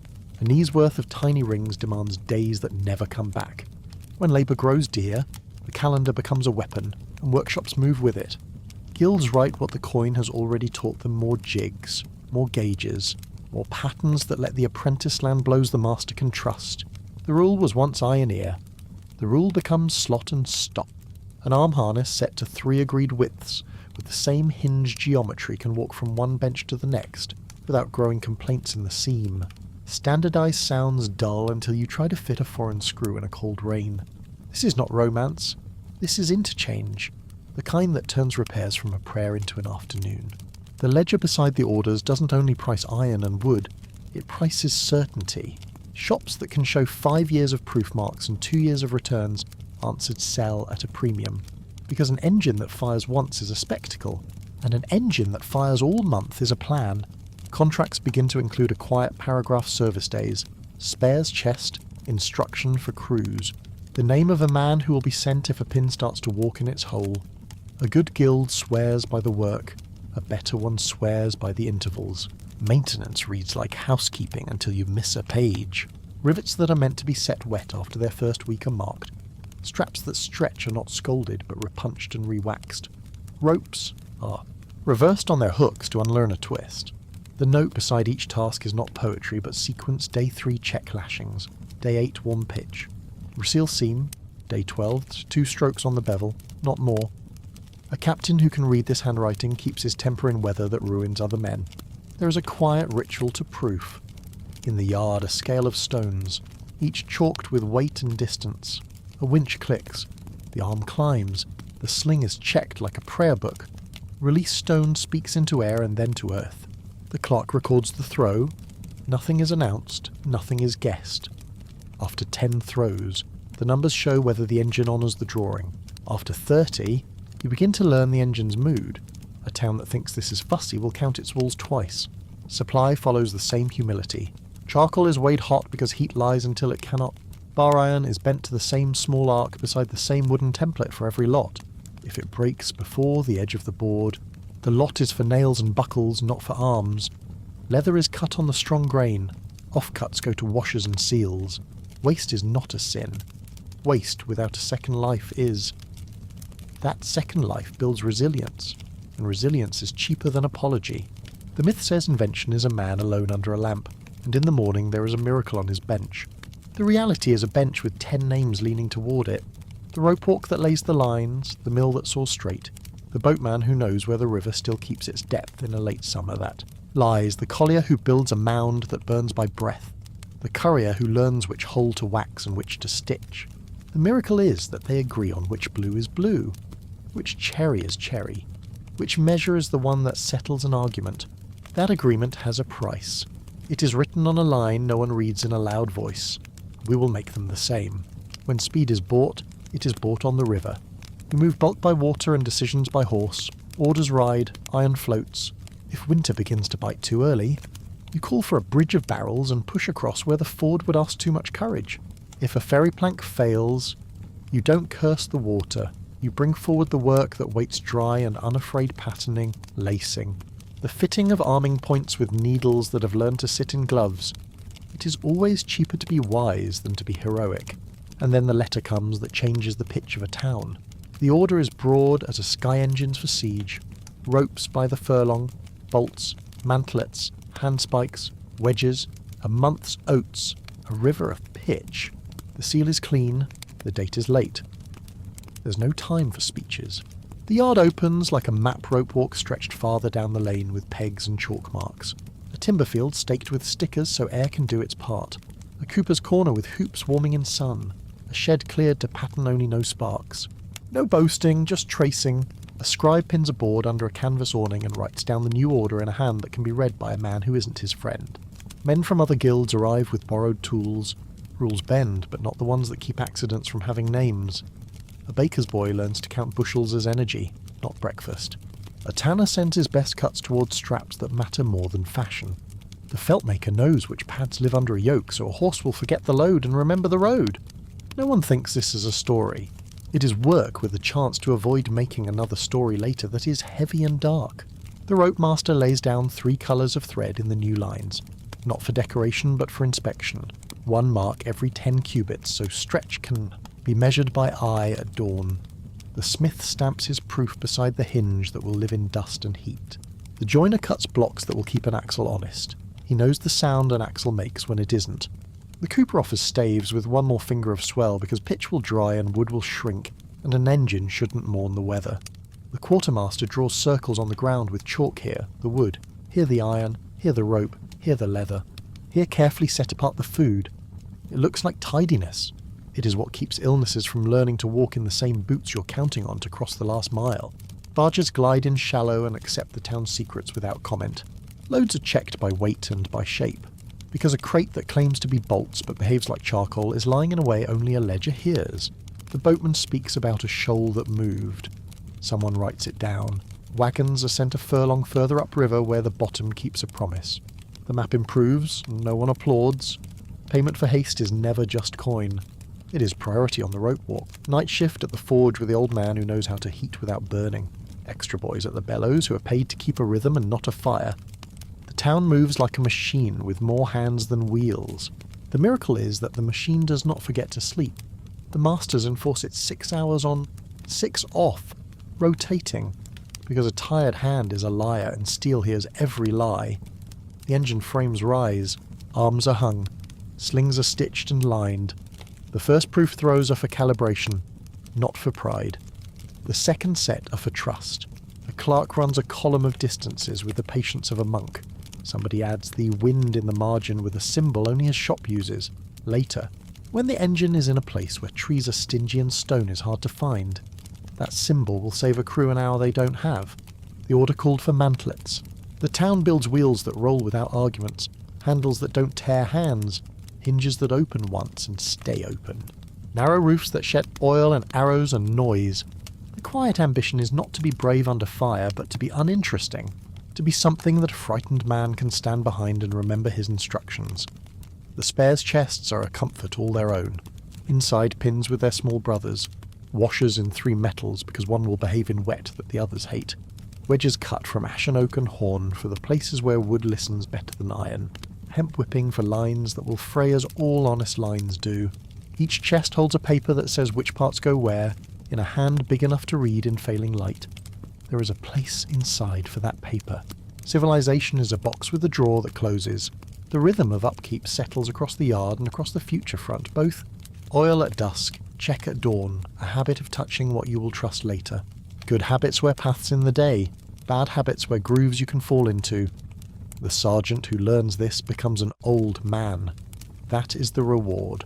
The town does one more wise thing it teaches. Not sermons handling. 3 crews walk through the same motions with the same words. A hook has names for each way it lies. A knot is tied for untying as much as for strength. A pin is shown 2 holes that are cousins, not brothers, and told why one will stick in winter. When engines leave, they are not just wood and iron. They are sentences that crews can finish in weather and fear. The wagons finally fold their legs and kneel under load. A cooper knocks the last hoop into trueness and listens with his ear against the wood, as if asking the barrel to tell him a secret. The rope walk erases the chalk from its pegs. The yard sets aside 1 coil and 1 plank and 1 chest reserves that mean the town can answer a second letter without practicing the first again. No one calls this glory. That is because the town has the right idea about glory. Glory is what isn't needed when planning is done.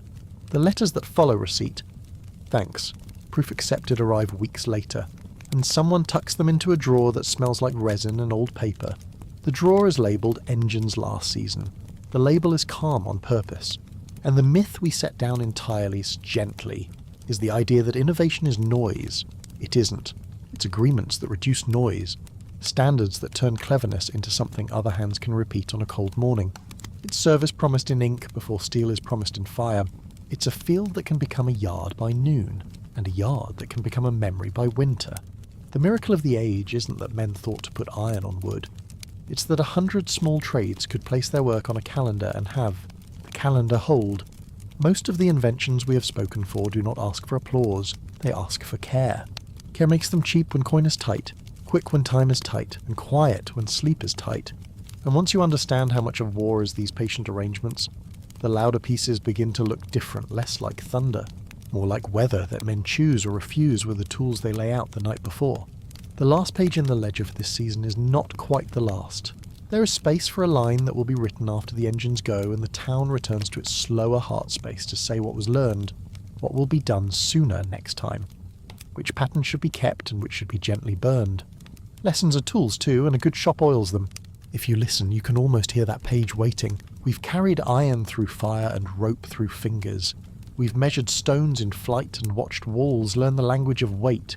Now we let the workshop quiet and look back with both hands open, not to scold the stories that raised us, but to ask what survived the heat of evidence. 5 lessons sit closest to the truth, 5 pieces that make the rest of the puzzle easier to hold. First, the way plate armour actually moves. Not the joke suit that clanks down a hallway in a modern play, but a garment of metal taught to fold and breathe. The weight never hung from one poor strip of shoulder. It spread across an arming jacket that felt the body's map and answered softly at each step. Lames overlapped like careful scales. Rivets were not nails, but hinges. The cuisses and vambraces curved because knees and elbows curve. And the smiths took their measurements from knees and elbows, not from statues. You can hear it if you listen differently, not a clang, but a padded hush. The sound of linen negotiating with steel. That is why a man could mount, could walk, could kneel, could rise. It was never a prison. It was a promise: I will take the blow for you, and I will not argue when you turn. The exaggeration that plate made its wearer a wind-up toy has a simple origin: too many festival suits. Too many display harnesses made extra thick for parade and pageant, judged as if battle asked for the same stiffness. The field did not ask for statues, it asked for joints, and the answer was a vocabulary of joints. Second, the quiet demotion of the sword, not in romance, only in the minutes that added up to survival. On fields that mattered, the primary conversation happened at reach and in leverage. A polearm places steel at the end of math, more distance for the hand to live in, more torque to travel through a haft, more ways to ask a question of armour hook, pry, punch, shove. The sword lived on the belt because belts travel. The sword answered emergencies because emergencies arrive. The sword shone in halls because halls forgive spectacle, but against men plated like lit domes and moving with real joints. The sword's edge had fewer verbs than we like to remember. What worked was impact and insertion, the flattened face that dents, the beaked pick that finds a gap and turns the gap into a door. A halberd's 3-in-1 was not indecision. It was a sequence check, the rush with a thrust, unhorse or unfoot with the hook. Finish with a chop that punishes what the first two created. There is dignity in a sidearm, there is clarity in a main arm, there is mercy in letting each keep its job. Third, the trebuchet, the engine that folklore calls a stone thrower and history recognises as an outdoor school. These frames were not grown from rage, they were assembled from agreement which trees felled in which season, which ropes laid with which twist, which counterweight filled to which line. The machines themselves read like careful arithmetic, a sling length tuned to arm length, a pin bent to an angle that decides release like a clock, a frame that must be more than strong, it must be predictably strong. Crews learned to keep logbooks that did not think highly of adjectives weaned from north. 2 weights removed, range matched to the chalk before supper, a single throw thrills, a month of throws reorganises a map. If there is poetry in a trebuchet, it is the poetry of patient numbers, lines that remember yesterday and therefore do not lose tomorrow. The myth that siege work is just big men with big ropes evaporates when you see the spare pins stored like seed. The wedges cut in 3 woods for 3 kinds of stubbornness. The river barges timed to arrive when oak, pitch, and patience would all be in the same place. Fourth, the layer of war that keeps its voice-low psychology and disease were recorded, not for lurid telling, but for honest weight. The night was not empty. It had a schedule. Drums that did not seek battle so much as deny sleep. Horns that made numbers sound larger than they were. Torches assigned by plan 1 man with 3 lights becomes 3 men from far enough away. And from far enough away is where captains sometimes make their worst decisions. Letters slid under gates, effigies raised on hills, messages to the part of every defender that wonders if the morning will come stained. Even the black pages, like the throwing of infected corpses at Kaffa, have to be turned with a scholar's hand and a medic's caution. We do not savour them. We note them as acts that sought exhaustion and panic as much as poison. The field has always had two fronts, one where arrows work and one where thoughts do, and the duller myth that says medieval war knew only steel leaves a blind spot where fear and rumour and calculation moved armies without footprints. Fifth, the most unglamorous truth and the most modern innovation as ecosystem. We met the rope walk and the charcoal mound, the boatman who knows the river's honest channels in August, the smith who stamps his proof because his shop will still be here to answer for a hinge in winter. We watched guilds convert guesswork into gauges, convert style into standard, convert skill that dies with a single man into process that can be taught while a bellows breathes. We saw that after the Great Plague. The cost of a human hour rose, and so the market's hand, not its fist. Its finger pointed toward a plate that could be raised with heat and less time, away from mail that devoured days one ring at a time. We watched an order arrive and a town unfold like a tool chest barrel bridges, chalked yards, proof ranges where the earth is allowed to speak plainly and be believed. The myth that a single mind can drag a century forward by itself is very good theatre. The reality is better sleep hundreds of small minds agreeing to be consistent, which is a stranger word for creative than we were taught. And a truer one, those are the spines. Around them, the body of the age breathes differently. If plate moves, then we should stop imagining battles as exhibitions of clumsy bravery and start imagining them as contests of timing late feints. Small angles, footwork under weight. If swords concede their headline, then our eyes adjust to the long handles in the front ranks, to the quiet teamwork of points and hooks and blows that collaborate instead of perform. If trebuchets calculate, then the siege becomes less like a thunderstorm and more like irrigation measured, planned, described, and improved between one field and the next. If psychology and illness participate, then the silhouette of the army widens to include cooks, medics, rumour handlers, drummers who know the difference between noise and message. If guilds and supply compose the background, then the background is the song. There are gentler corrections to keep nearby. Plate is not invincible. It is excellent at being asked hard questions in the ways it expects, and less excellent when asked in surprising ways of shove on bad ground, heat and thirst, a narrow stare, a trip line a boy could carry in his sleeve. Polearms do not punish every opponent. They punish the ones who enter their grammar and try to write in the wrong tense. A trebuchet cannot wish away wind. It can only record it honestly until the averages agree to help. Night noise also wakes the men who made it. Panic can echo. And ecosystems are not invulnerable one bad winter for oak. One ferryman gone. One mason sick at the wrong time. And a plan that looked like a street loses 3 cobbles no one knew were load-bearing. But in the larger curve, the debunks lean the same way away from spectacle and towards systems. The lie was never cartoonish knights and wizards. It was simply an emphasis problem. The way a lantern held too close to one blade makes you forget the bench it lies on and the hands that set that bench level. You can see the usefulness of these corrections in the way they agree with each other. The armour's mobility is the reason the polearm must use leverage instead of edge. The polearm's leverage is the reason armour joints must remain honest and therefore maintained. Maintenance schedules and spares are the reasons siege engines could remain more than stunts campaign tools rather than festival tricks. And the campaign schedule is the reason drums must not aim at noise alone but at a clockwork of nerves, just enough unrest. Just long enough to widen a crack you found with wooden rope first. Each truth points to the next and refuses to be dramatic about it. If you want to test the strength of this picture, try reading it backward. Imagine war that refuses to coordinate. Engines built by shops that cannot agree on pin size. Ropes laid without marks. Released without logs. Repaired without plan. Armour fetched from a rack because it looks about right. Straps cut with no regard for stress. Men told to swing edges at steel plates because a story told them that would work. The result is not only defeat, it is noise. The real Middle Ages were not quiet because they lacked invention. They were quiet when invention worked. When makers and movers and leaders kept their sentences short enough to repeat. Let the 5 lies and 5 replies settle into the same drawer. If you're still awake, consider how they feel in your hands. Plate as clothing, not cage. Swords as answers, not introductions. Siege engines as math, not tantrum. Night as a tool, not a void. Innovation as a choir, not a solo. Each of these makes the others more reasonable. which is how you know a reconstruction is honest. It reduces the number of miracles required. There is one more thing to remove from the story, the tone of contempt for those who believed the simpler version.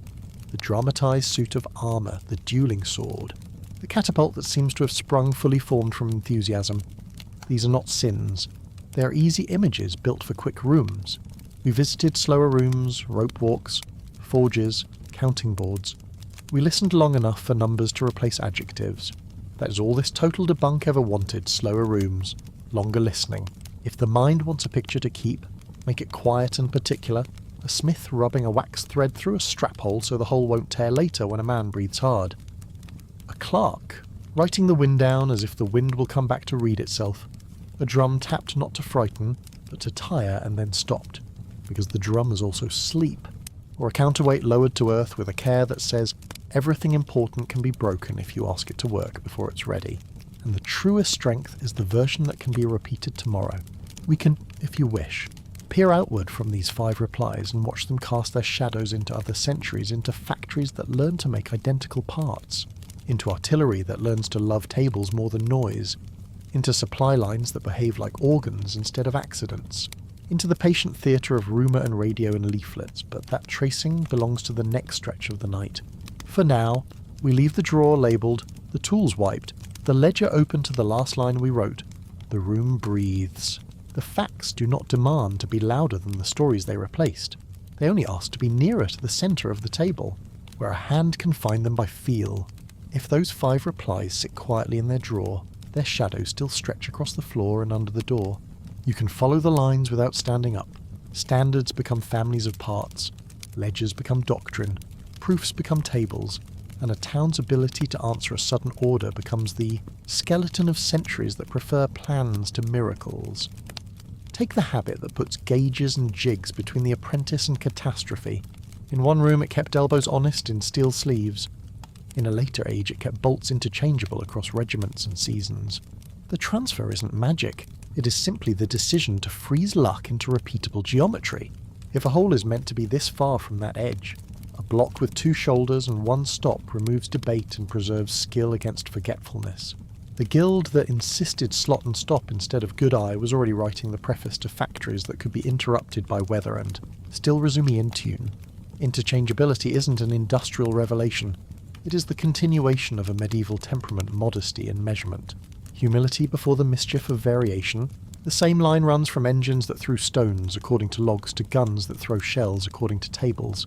The trebuchet crew does, with its pin bent to a certain angle and its sling trimmed to an agreed length.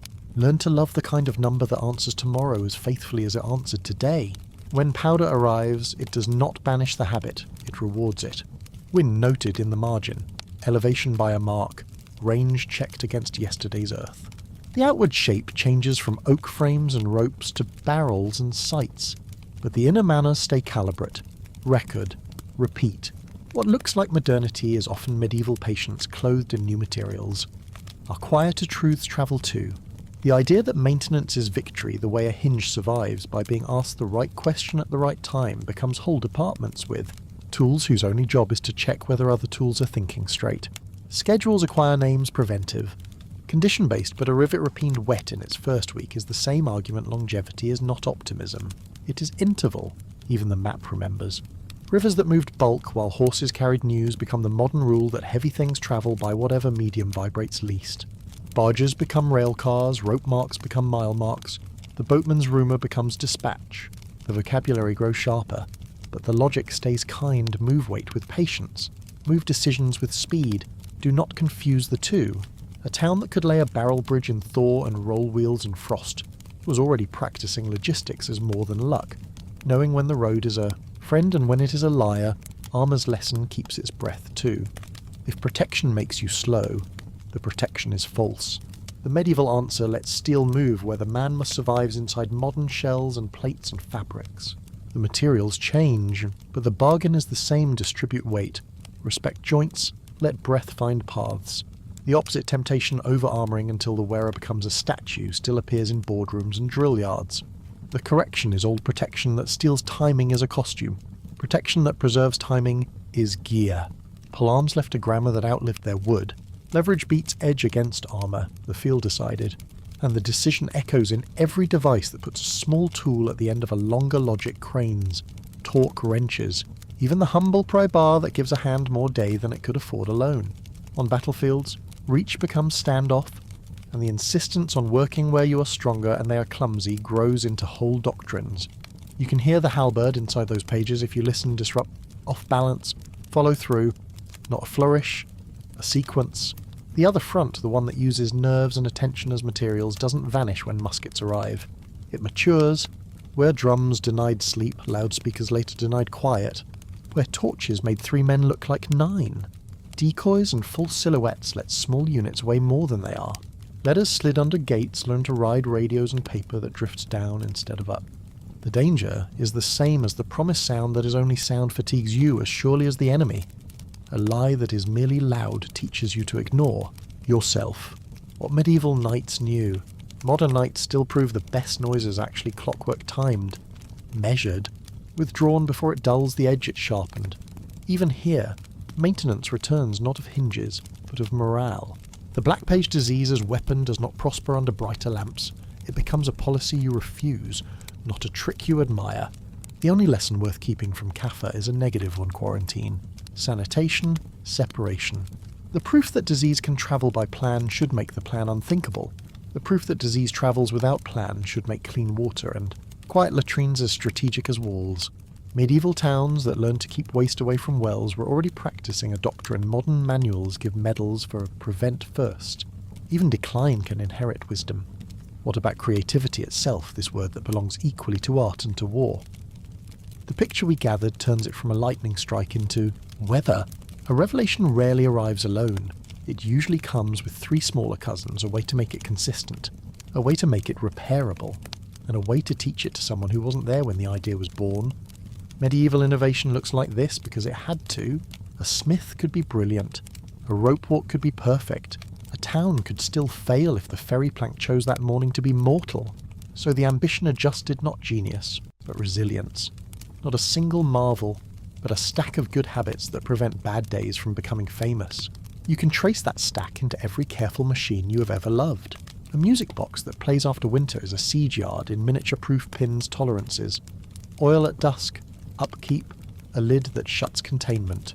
Notes that repeat repeatability. A bridge that stands where the river tries new ideas is a halberd's logic spread across stone interrupt, capture. Carry load on geometry rather than hope. If this sounds like poetry, it is only because poetry likes patterns, and patterns are what spare us from improvising our way into holes. There is one more correction worth keeping near the top of the pile: the Middle Ages is stagnation. It melts as soon as you put your hand on a real object from a real bench. The slowness we imagine is a trick of distance and curation. A century that improves a hinge and a strap and a rope may look uneventful beside a century that introduces powder. But hinges and straps and ropes are what allow powder to become a tool instead of an accident. The drumbeat of the age was not silence. It was increment steps so small contemporary songs didn't bother to sing them. Yet so firm later ages could walk a long way using their rhythm. If the archive fails to exalt a journeyman who made 3 dozen elbow cops fit 3 dozen elbows with no blood under them, that is a failure of our appetite, not of the elbow cops. Legacy often shows itself most honestly in what stops happening. A town that once lost carts to the same rut stops losing them. A company that once miscounted bolts stops discovering almost enough in rain. An army that used to treat sleep as weakness stops making enemies of its own reflexes. The achievement is absence of preventable mistakes, of thrilling disasters. In that sense, medieval creativity left us a gift we seldom thank it for boring competence. It is harder to paint than heroics, and easier to live beside. The myths we set down did one useful thing even while they misled us. They kept interest alive. Swords that sparkle, armour that clangs, catapults that seem to have tempers, these are pictures a child can carry easily. The correction does not ask you to drop them. It asks you to set them on something, a bench with names carved into it, a rope with 3 coloured threads, a schedule that survives rain. The romance comes back stronger when it sits on a floor that doesn't tilt. If you like examples that look forward instead of back, choose gentle ones. A factory that teaches every new pair of hands how to read the same colours on the same heat. This is a forge that remembers its cherry and its sober. A supply chain that moves flour by water and decisions by wire. This is a river town with better words. A field hospital with buckets where buckets belong. And sleep where sleep belongs. This is a siege yard that learned which tasks hate darkness and which survive it. Ask any careful modern mechanic, nurse, pilot. Cook what keeps their day from becoming louder than it needs to be, and you will hear medieval advice translated into modern diction. The last correction returns to credit. Our story has praised guilds and crews and quartermasters and boatmen. The temptation now is to give none to individuals at all. But the ledger is kinder than that. A design begins with someone's impatience or care, a smith who will not let a visor pinch a brow, a rope master who starts to bind lines with coloured witness threads, a clerk who decides no wind goes unremembered. The difference between a hero tale and a history that lets you sleep is simple in the quiet version. The person with the idea also writes down how to share it, and other people agree to not improve it to death. Legacy is not that a genius lived. It is that a community agreed to repeat a good habit accurately. If you need a candle to place on that, place it on the table, not on a statue. SFX candle snuffed with a cap, the faintest wisp, night resumes its even tone. What do we keep, then, after the debunk tools? Mostly. Not artifacts, habits that behave like tools. When a problem arrives in the doorway wearing a new hat, we can dress it in old grammar reach for leverage before edge. Measure before force. Plan sleep like ammunition. Decide how the message will end. Before you begin it, money as time is fuel, a river is a calendar with water in it. None of this is dazzling. All of it is useful at hours when dazzling would be rude. There is room for tenderness in the legacy, too. The way a shop closes may matter more than how it opens. Lids on pitch. Rags folded away from flame. A coil set aside because a second letter might come. A pencil's tip protected. Names in the ledger. Written so the man who reads them won't have to guess or feel small. These manners carry forward. A lab at midnight honours them. A kitchen on the morning of a festival honours them. A cockpit in weather honours them. Our age is not short of speed. It is sometimes short of manners that keeps speed from hurting. The debunk had a target beyond swords and suits and sieges. It wanted to make systems visible enough to love. We do not mind loving individuals, we have practice at that. Loving systems feels colder until you sit inside one that works and feel yourself grow larger instead of smaller. A good standard is permission, not prison. A good schedule is a promise, not a leash. A good logbook is a conversation with tomorrow conducted in a tone that keeps both of you human. If sleep is near, let the last images be small and particular again. A proof pin put back in its pouch because someday a tired hand will reach for it and deserve to find it. A rope reversed on its hook because fibres forget. Helping them remember is kindness. A strap hole waxed because sweat is not a sin, it is a fact. A drum tapped twice, then silence, because silence is part of the instrument. None of these will appear in a mural. All of them will pull a day back from a cliff. We walked the long way round to say something simple. The Middle Ages were clever in ways that look plain, and we inherit more from plain cleverness than from fireworks. Armour that moves, weapons that behave like sentences instead of shouts, engines that keep diaries, knights that know how to tire an enemy without breaking the drummer, yards that answer letters with order instead of heat. These are the ancestors of the calm parts of our lives that do not fail. When you hear a story tomorrow that clangs or sparkles too much, you do not have to hate it. You can set it on the bench that waits for it and slide a gauge against its edge. Ask, where is the hinge? Where is the ledger? Where is the rope? Who sleeps? Who checks? What is the plan for wind? If the story can answer, keep it. If it cannot, the answers exist in other rooms and you already know the way. We can, if you like, walk those other rooms and other night factories with their quiet clocks, ships with their measured wakes, laboratories with their gloves and their labels, kitchens with their prep lists that are really love songs in disguise. They are all cousins of the rope walk and the forge and the proof range. For now, let the door stay on its latch and the ledger keep the last line open. The day that learned to be accurate has earned a softer voice. Epilogue, set the hammer down and let the steel cool on its own breath. We've walked the long benches, run fingers along haft and hinge, listened for the difference between spectacle and structure. If you carry just one thing away tonight, let it be this weapons change because the conditions that make them useful change. Not because a century wakes up bored, not because a single mine demands a new silhouette, but because armour moves more cleanly, because rope lasts longer, because a river freezes late or a ledger finally learns to count the wind. The what is always the headline, the why is the reason the headline made sense. Plate learned to bend with knees and shoulders, polearms answered with leverage instead of edge. Trebuchets learned to remember yesterday's throw. Walls answered with angles and better stone. Miners and sappers wrote their arguments in tunnels and props. Noise learned to be a schedule. Sleep became a weapon used gently against the other side and carefully kept for your own. Guild rules turned style into standards. Standards turned skill into something you could hand to the next pair of hands without losing the tune. Innovation sounds like fire most of the time. It behaves like discipline. The myths aren't villains. They're shortcuts our minds took when rooms were noisy and time was short. A sword that slices plate is easier to picture than the long arithmetic of reach and talk. A knight trapped in his suit makes a good joke when the parade harness is on the stage and no one is looking for the arming jacket under it. A catapult that acts like a temper is more dramatic than a frame that acts like a logbook. But the quiet version, the one with notes in the margins and marks on the rope, has a gift. The loud version rarely gives it, lets you sleep. Systems that tell the truth are kinder in the dark. So, if you want a pocket guide for other nights, take these patterns folded small. Protection that ruins timing is costume. Protection that preserves timing is gear. Edge is proud, leverage is patient. Against armour, patience wins. Engines that keep diaries are better than engines that keep promises. Fear that is scheduled is a tool. Fear that is constant is a tax you pay to no one. Supply is a river of agreements. Keep it clean and it will carry more than weight. All of this belongs to the Middle Ages we've been visiting, but it also belongs to you at whatever hour you found this. When your day asks for a decision, check if you're reaching for edge where leverage would do. When your plan asks for speed, check if sleep is part of it or just a rumour.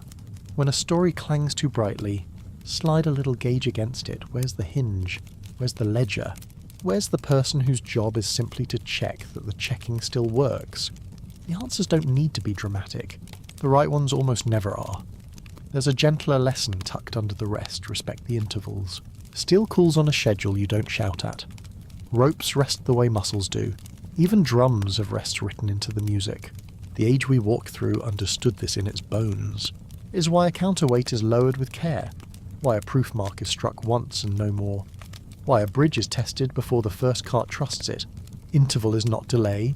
Interval is what makes repetition kind. If you're listening in the blue hours before morning, I hope the room around you has taken on the same shape as the rooms we've been visiting. Edges covered so they don't surprise skin. Cords coiled so they don't surprise feet. A notebook open to the last steady line. If your eyes are still open, let them rest on something simple. A tool that fits your hand. A book that closes without argument. A light that will go off without protest when you lean on its switch.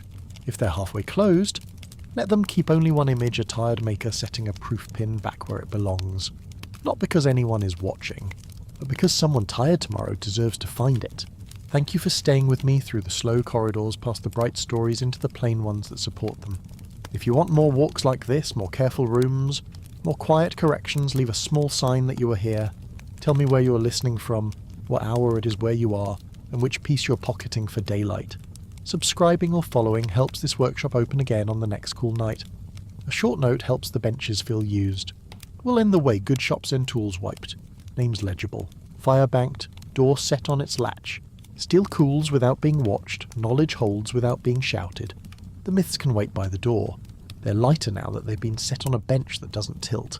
If sleep is already tugging at your sleeve, you're in the right place. If not, the night will keep its side of the bargain quiet enough for rest. Steady enough for thought. Set the hammer down, let the steel cool. We'll pick up where the work left off some other night, and it will still be there, measured, oiled, and patient exactly where careful hands decided it should be.